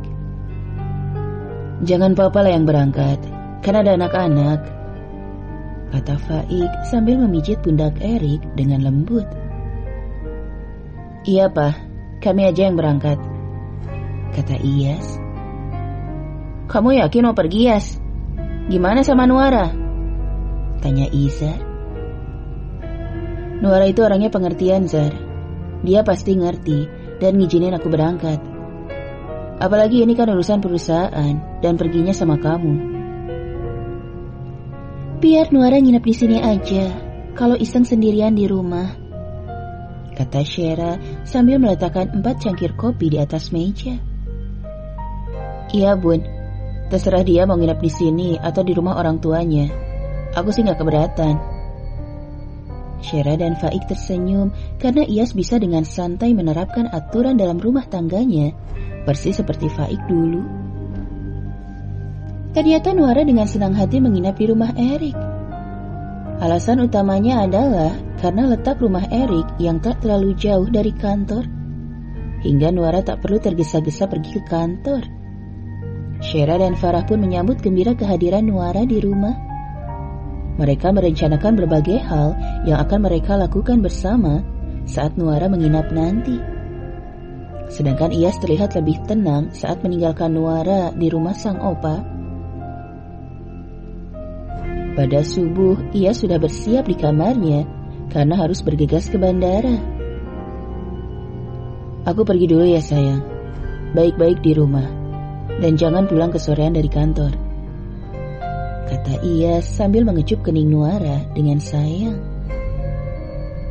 Iya mas, kamu juga hati-hati dan jangan lupa zikirnya ya, sahut Nuara sambil memeluk Iyas dengan erat. Gak apa-apa kan, kamu di sini sebentar? Gak apa-apa mas, malah Oma sama Bunda udah punya rencana ngajakin aku bikin sesuatu sambil nunggu kamu pulang nanti. Iya deh, kalian tuh kalau udah kumpul pasti bisa lupa segalanya. Tapi aku gak lupa kok kalau kamu suamiku, sergah Nuara manja hingga membuat Iyas gemas, lalu mengecup bibir Nuara dengan cepat. Nuara pun tertawa sambil memendamkan dirinya di dalam pelukan Iyas. Setelah saling memeluk sesaat, mereka saling mengurai pelukan dan bergegas menuju pintu kamar. Kemudian, Iyas pun keluar dari kamarnya untuk menemui Izar di teras. Setelah berpamitan pada keluarganya, Iyas dan Izar masuk ke dalam taksi online yang telah terparkir di halaman rumah. Sesaat kemudian, taksi pun melaju cepat menuju bandara. Tujuan Iyas dan Izar kali ini adalah ke daerah Jawa Timur. Mereka janji bertemu di sebuah penginapan siang itu untuk membahas kerjasama perusahaan mereka. Saat tiba di penginapan yang dimaksud, keduanya langsung masuk ke dalam kamar untuk beristirahat. Janji ketemu jam berapa sih sama Pak Makmur itu, Yas? Tanya Izar saat keluar dari kamar mandi. Insya Allah pada zuhur, Zar. Lumayan lah, kita masih sempat istirahat sebentar, sahut ia sambil menguap. Kamu ngantuk, Yas? Ini kan baru jam 10. Aku capek, Zar. Makanya mau tidur sebentar ya. Capek ngapain sih, Yas? Perasaan dari kemarin gak ngapa-ngapain di rumah selain ngobrol sama Opa. Aku capek abis nyenengin istriku semalam, Zar. Sialan, itu bukan kamu yang nyenengin dia, tapi kamu nyenengin dirimu sendiri, kata Izar kesal sambil melemparkan bantal ke arah Iyas. Iyas pun tertawa sambil menangkap bantal yang dilemparkan ke badannya itu. Sedangkan Izar bergegas keluar dari kamar sambil membanting pintu karena kesal melihat tingkah kembarannya itu. Pembicaraan bisnis Iyas dan Iza dengan rekan bisnis mereka bernama Makmur itu berjalan lancar. Kesepakatan berhasil dicapai dan kedua pihak nampak bahagia. Untuk mensyukuri keberhasilan mereka, Iyas dan Izar memutuskan untuk memberi santunan pada anak yatim piatu di kota itu. Sore itu mereka mengunjungi panti asuhan yatim piatu yang terletak tak jauh dari penginapan. Saat memasuki halaman panti, terlihat anak-anak sedang bermain dengan gembira di halaman panti. Wajah mereka terlihat bahagia. Pakaian mereka bersih, dan kondisi anak-anak itu juga terlihat sehat dan bugar.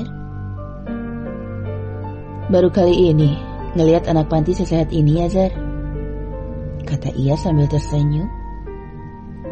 Iya, Yas. Biasanya anak panti kan ada aja yang kurang semangat. Sakit lah, gak punya teman lah. Tapi yang ini beda banget. Tuh lihat, di sana pengurusnya udah ngeliatin kita. Kesana yuk, ajak Iyas sambil melangkah mendekati pengurus panti yang tersenyum menyambut keduanya. Assalamualaikum, Pak, selamat sore, sapa Iyas. Waalaikumsalam. Selamat sore, Pak. Ada yang bisa saya bantu? Kenalkan, saya Iyas dan ini Iza. Kami datang dari Jakarta dan menginap di penginapan Bintang Sahabat. Kebetulan kami lewat di depan sana dan melihat anak-anak lagi main. Kami tertarik untuk mampir dan memberi sedikit sumbangan untuk anak-anak itu. Mari silakan masuk, Pak, ajak sang pengurus panti bernama Yusuf itu. Setelah berbincang sejenak, mereka pun diajak berkeliling panti. Iyas dan Iza dengan senang hati mengikuti Yusuf. Di kantor panti, mereka sempat menyapa beberapa orang pengurus. Kemudian, Iyas dan Iza diajak melihat kondisi kamar dan ruangan lain yang ada di dalam panti. Saat melewati sebuah koridor di dekat taman, mereka melihat seorang anak sedang melamun seorang diri. Yusuf mendekati anak itu dan memintanya bergabung dengan teman lainnya. Zidan, jangan suka melamun. Ntar kalau diikutin setan gimana? Tanya Yusuf. Gak mau, Pak. Aku takut, sahut Zidan. Makanya sekarang Zidan main sama teman-teman di sana ya, bujuk Yusuf yang diangguki Zidan. Kelihatannya dia lagi ingat sama seseorang, Pak, kata Izar. Iya, Pak. Zidan anak baru di panti ini. Baru sebulan yang lalu dia diantar ke sini oleh familinya. Jadi dia masih sulit beradaptasi dengan lingkungan di sini, sahut Yusuf. Tak lama kemudian terdengar azan maghrib berkumandang. Yusuf segera mengingatkan anak-anak panti agar berhenti bermain dan bersiap-siap menunaikan sholat maghrib berjamaah di musola panti. Melihat semangat anak-anak membuat Iyas dan Izar terharu. Mereka ikut mengantri mengambil wudhu bersama anak-anak. Setelahnya Izar melangkah lebih dulu menuju musola untuk melihat aktivitas yang dilakukan oleh anak-anak sebelum menjalankan sholat berjamaah. Saat itu Izar melihat Zidan tengah meringkuk di sudut musola sambil menutupi wajahnya. Tubuhnya nampak bergetar, pertanda ia sedang menangis. Sedangkan anak-anak lain nampak asyik bergurau sambil menunggu Yusuf datang untuk memimpin sholat. Izar mendekati Zidan dan menyapanya. "Kamu kenapa, Zidan?" tanya Izar hati-hati. "Aku takut, Om. Aku gak suka di sini. Aku mau pulang aja." "Takut apa? Om lihat semuanya baik-baik aja kok. Justru kamu yang gak mau main sama mereka," kata Izar sambil mengusap air mata Zidan dengan ujung jarinya. "Zidan mah emang gitu, Om. Sejak pertama kali datang ke sini, dia selalu nangis dan jarang main sama yang lain," kata seorang anak laki-laki berambut keriting. "Oh ya? Kamu tahu nggak apa sebabnya?" tanya Izar. "Katanya sih dia takut hantu, Om." "Hantu? Hantu di mana?" "Di pohon rambutan itu, Om. Zidan bilang pernah lihat hantu kuntilanak laki-laki di pohon itu. Tapi kami semua nggak pernah ngeliat apapun selama tinggal di sini." Ucapan anak itu membuat Izar menoleh menatap Zidan. Melihat kondisinya, Izar percaya jika yang dilihat Zidan adalah benar-benar hantu. "Kita sholat berjamaah dulu yuk. Nanti kalau udah selesai, Om bakal bantu kamu ngusir hantu itu, biar nggak nakutin kamu lagi." "Janji ya, Om," sahut Zidan sambil menautkan jari kelingkingnya ke kelingking Izar. "Insya Allah. Yuk sekarang kita sholat." Keduanya berbaris rapi di belakang imam dan sholat dengan tertib. Setelahnya Izar mengikuti Zidan yang menarik tangannya menuju ke suatu tempat. Ternyata Zidan mengajak Izar mendekati pohon rambutan di mana kuntilanak laki-laki itu bersemayam. Izar menatap lekat pohon rambutan itu, mengamatinya sejenak, lalu menghela napas panjang. Saat itu ia melihat sosok kuntilanak laki-laki tengah duduk mengamati Izar dan Zidan dari atas pohon di balik rimbun dedaunan. Sosok kuntilanak laki-laki ini sedikit mirip dengan kuntilanak wanita. Hanya saja wajahnya lebih tegas dan sorot matanya lebih tajam. Jika biasanya kuntilanak wanita akan mengganggu manusia yang lewat dengan tawa khasnya itu, kuntilanak laki-laki justru sebaliknya. Ia tak suka tertawa dan akan langsung mendatangi korbannya dengan cara merayap dengan posisi kepala berada di bawah. Atau ia akan menghampiri korbannya dengan cara berjalan kayang, persis seperti pemain akrobat profesional. Posisi berjalannya yang seperti itu memudahkannya mengambil alat kelamin pria incarannya lalu memakannya.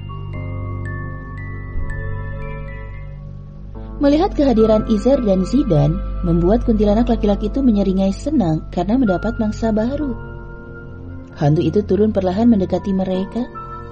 Zidan nampak menggigil ketakutan dan memilih berlindung di balik tubuh Izar karena tak mau menjadi korban keganasan kuntilanak laki-laki itu.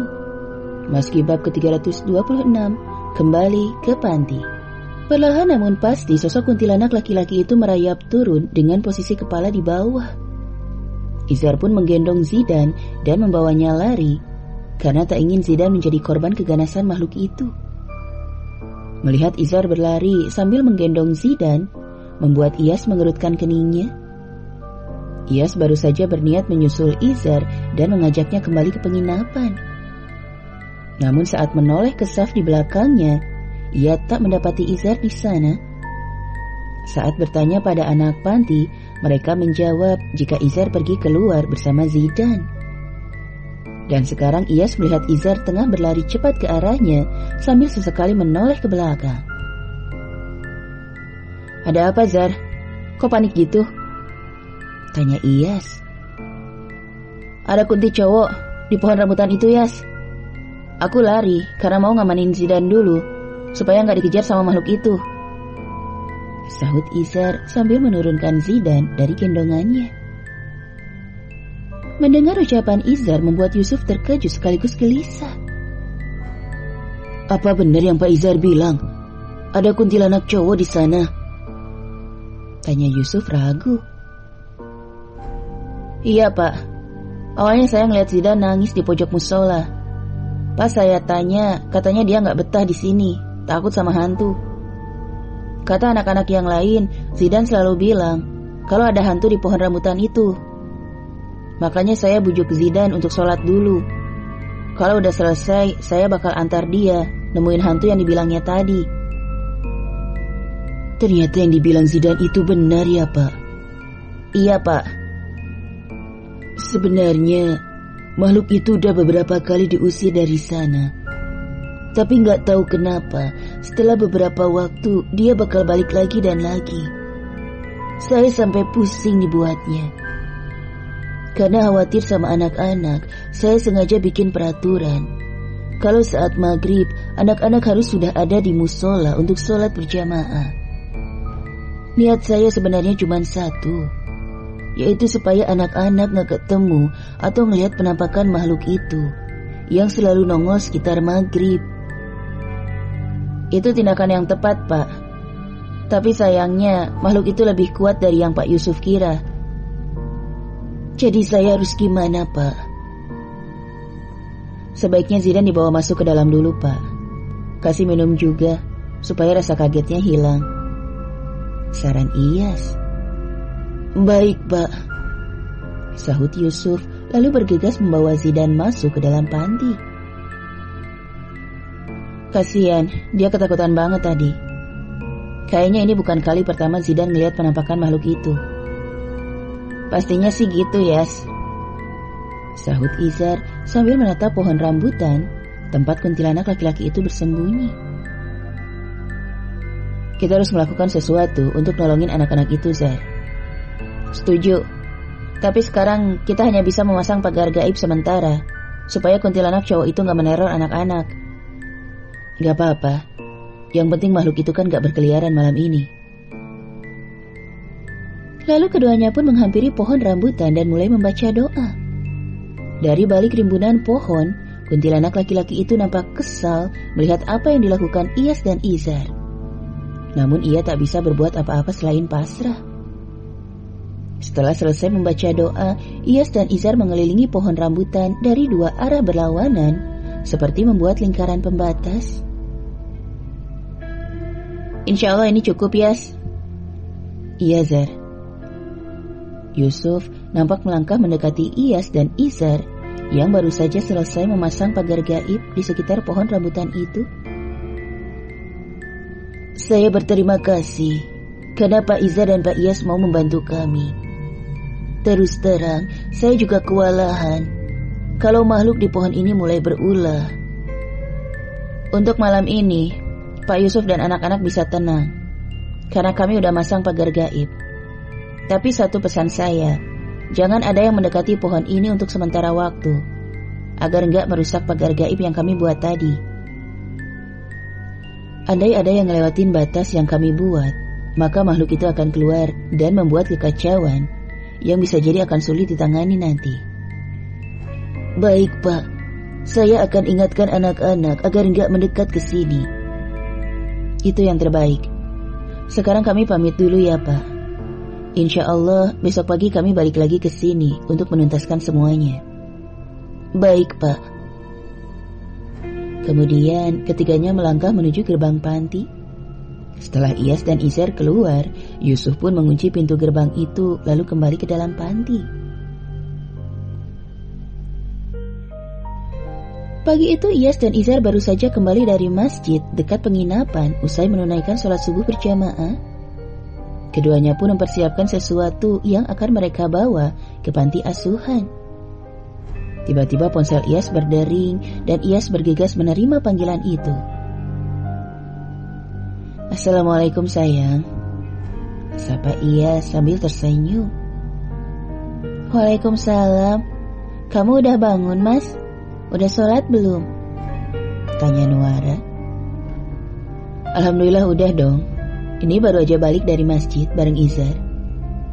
"Alhamdulillah.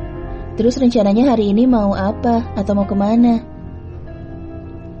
"Insya Allah aku sama Izar mau ngasih santunan buat anak yatim piatu. Terus jalan-jalan sebentar. Insya Allah kalau gak ada kendala besok pulang ke rumah. Iya kan Zar?" tanya Iyas sambil menoleh ke arah Izar yang nampak sedang memilah pakaian. "Iya," sahut Izar cepat dan masih bisa didengar oleh Nuara. "Oke, aku tunggu ya. Jangan lupa makan dan vitaminnya ya, Mas. Assalamualaikum." "Iya sayang. Waalaikumsalam," sahut Iyas sambil menggelengkan kepalanya. "Kenapa geleng-geleng begitu? Emangnya Nuara minta dibeliin sesuatu?" tanya Izar. "Gak ada. Dia malah ngingetin aku supaya jangan lupa makan dan minum vitamin." "Itu wajar, dia kan istrimu." "Justru itu Zar. Aku ngerasa perhatiannya itu bikin aku meleleh. So sweet banget tau gak?" sahut Iyas sambil memeluk Guling dengan erat. "Jangan mulai lagi, Yas. Kenapa sejak nikah sama Nuara kamu jadi bucin akut kayak gini sih?"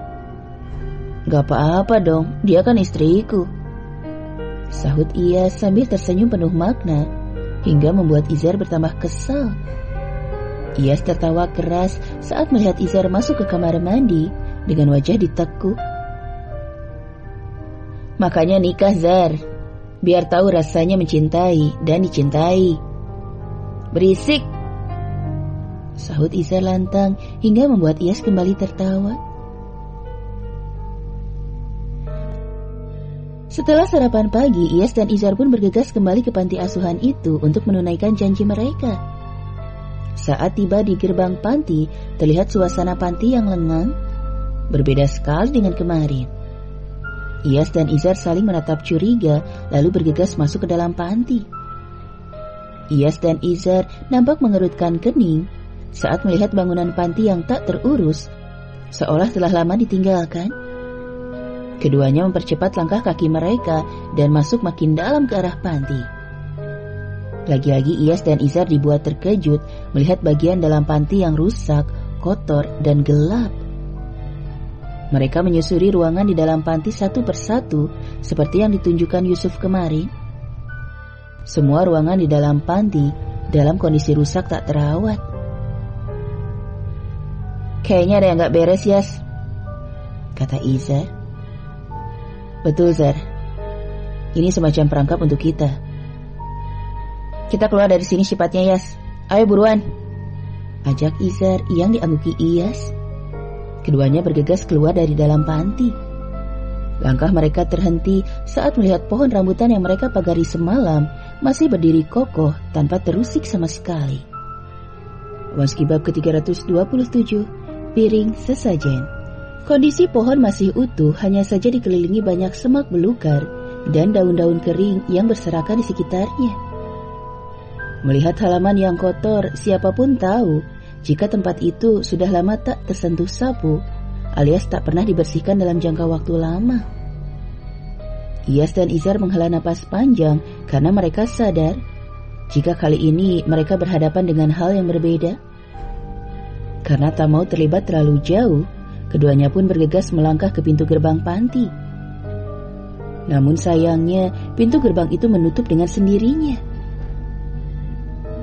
Saking kerasnya pintu itu menutup hingga menimbulkan suara berdecit yang memekakkan telinga, pertanda engsel pintu sudah berkarat karena dimakan usia. Iyas dan Izar saling menatap, kemudian tersenyum penuh makna. Mereka tahu tak akan bisa keluar dengan mudah dari panti asuhan tua itu. Keduanya membalikkan tubuh dan melihat penampakan anak-anak dan pengurus panti asuhan yang mereka temui kemarin. Di antara mereka terdapat Yusuf dan Zidan. Jadi kemarin kita berinteraksi sama hantu ya, Zar? Kata Iyas. Iya. Anehnya, kenapa kita nggak ngeh kalau mereka udah meninggal ya, Yas? Tanya Izar. Sebenarnya ada tanda-tanda yang kalau kita cermati udah cukup sebagai bukti kalau mereka beda sama kita, Zar. Sayangnya kita terlalu senang kemarin karena kerjasama kita sama Pak Makmur berjalan lancar. Jadi kita sedikit lengah. Kamu bener, Yas. Untung Allah masih melindungi kita. Kamu lihat, itu kan Pak Yusuf dan Zidan. Iya. Kenapa mereka ada di antara hantu penasaran itu ya? Karena mereka ada dalam kekuasaanku dan menjadi budakku selamanya. Kata sebuah suara tanpa wujud yang menjawab pertanyaan Izar. Iyas dan Izar menoleh ke sumber suara. Mereka menatap tajam sosok kuntilanak laki-laki yang kini memperlihatkan diri secara utuh di hadapan mereka.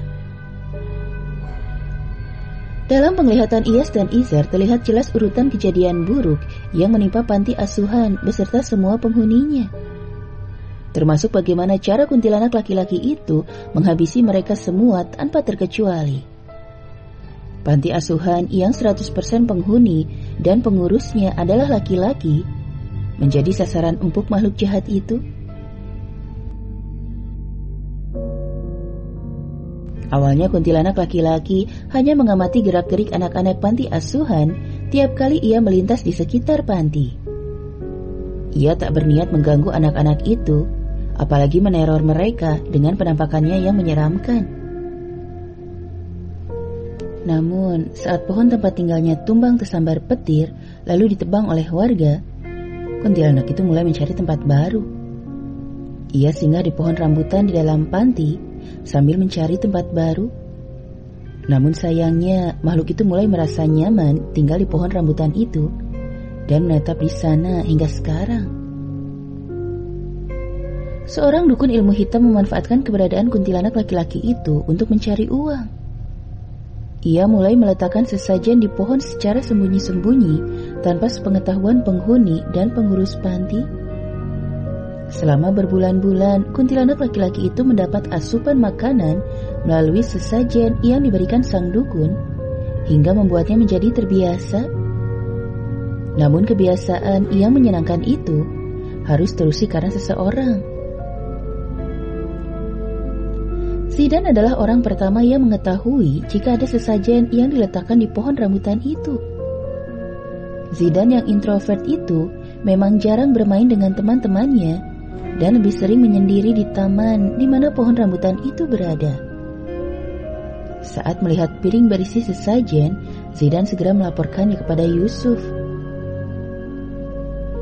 Yusuf, saya ngelihat ada piring tanah yang diisi bunga 7 rupa dan daging mentah di pohon rambutan itu. Bisik Zidan kala itu. Masa sih? Sahut Yusuf tak percaya. Kalau Pak Yusuf gak percaya, ayo ikut saya, ajak Zidan sambil menarik tangan Yusuf agar mengikutinya. Zidan dan Yusuf pun berhenti di depan pohon rambutan. Jika diamati dari luar, tak ada yang aneh dengan pohon rambutan itu, hingga membuat Yusuf menatap Zidan dengan tatapan sedikit kesal karena merasa dibohongi. Dengar ya Zidan, Bapak lagi repot ngurusin adopsi temanmu, jadi tolong jangan ganggu Bapak dulu ya. Sekarang sebaiknya Zidan main sama teman-teman di sana, oke? Tapi aku gak bohong, Pak. Iya, kita main nanti kalau Bapak udah selesai ya, sahut Yusuf sambil berlalu karena mengira Zidan hanya sedang mencari perhatian saja. Zidan tak putus asa. Ia kembali menarik tangan Yusuf dan membawanya mendekati pohon rambutan itu. Yusuf mencoba mengikuti apa mau Zidan dengan sabar. Yusuf mengamati Zidan yang naik ke atas pohon, lalu menyibak rimbunan daun rambutan yang menutupi batang pohon. Saat melihat apa yang ada di balik rimbunan daun itu, Yusuf pun terkejut. Ternyata ada lubang di batang pohon rambutan itu, dan di sana terlihat piring tanah berisi sesajen seperti yang dikatakan Zidan. Astagfirullahaladzim. Innalillahi wa inna ilaihi raji'un. Siapa yang udah naruh ini di sini? Ini kan musyrik. Tega banget sih orang itu naruh ginian di sini, kata Yusuf sambil mengepalkan tangannya. Apa ini bahaya, Pak? Sangat bahaya, nak. Orang yang naruh sesajen kayak gini pasti punya tujuan buruk dan biasanya memerlukan tumbal. Dan kamu tahu apa tumbalnya? Gak tahu. Emang apa tumbalnya, Pak? Manusia. Manusia? Iya. Bukankah di sini banyak manusia? Itu artinya aku dan teman-temanku, Pak Yusuf, juga para pengurus panti akan jadi tumbal. Iya, nak. Ya Allah, gimana nih, Pak? Aku gak mau jadi tumbal. Aku mau pulang aja ke rumah. Zidan, jangan nangis ya. Tolong rahasiain ini dari yang lain, supaya mereka gak ketakutan. Sekarang kita buang dulu sesajen ini ke tempat sampah, yuk. Zidan mengangguk lalu menghapus air matanya. Ia mengambil piring berisi sesajen itu dan menyerahkannya kepada Yusuf. Lalu keduanya pergi ke tempat sampah yang ada di belakang panti untuk membakar piring itu beserta isinya. Dagingnya udah busuk dan ada belatungnya, Pak. Iya, makanya jangan dipegang ya, nak, sahut Yusuf sambil meletakkan piring itu di tanah. Saat menuangkan minyak tanah ke atas piring itu, Yusuf nampak menutup hidung karena tak tahan dengan bau daging yang mulai membusuk dan berbelatung itu. Bismillahirrahmanirrahim, kata Yusuf lalu melemparkan batang korek api yang menyala ke atas piring sesajen itu. Yusuf dan Zidan terlihat bergeser menjauh saat api berkobar. Karena telah dibubuhi minyak tanah, maka dengan cepat api melahap piring sesajen beserta isinya dengan cepat. Terdengar bunyi gemeletak saat piring terbelah karena panas. Bersamaan dengan terbakarnya piring berisi sesajen itu, tiba-tiba terdengar suara ledakan yang berasal dari pohon rambutan. Ledakan itu membuat seisi panti terkejut dan bergegas mendatangi sumber suara. Yusuf dan Zidan pun ikut mendatangi sumber suara itu. Disaksikan oleh penghuni dan pengurus panti, pohon rambutan yang semula berdiri kokoh nampak tumbang ke tanah dengan asap hitam yang menyelimutinya. Semua terkejut dan tak mengerti dari mana asal asap hitam itu. Ada apa ini, Pak Yusuf? Tanya salah seorang pengurus panti. Saya juga nggak tahu, Pak. Sebaiknya bawa anak-anak ke dalam. Biar saya yang ngurus ini. Ayo anak-anak, kita masuk ke dalam dan lanjutkan tugas kalian. Iya, Pak, sahut anak-anak panti termasuk Zidan. Setelah anak-anak masuk ke dalam, Yusuf pun pergi ke samping untuk mengambil air. Namun saat ia kembali dan hendak menyiram pohon itu dengan air, pohon rambutan itu telah kembali berdiri kokoh di tempat semula. Ya Allah, apa lagi ini?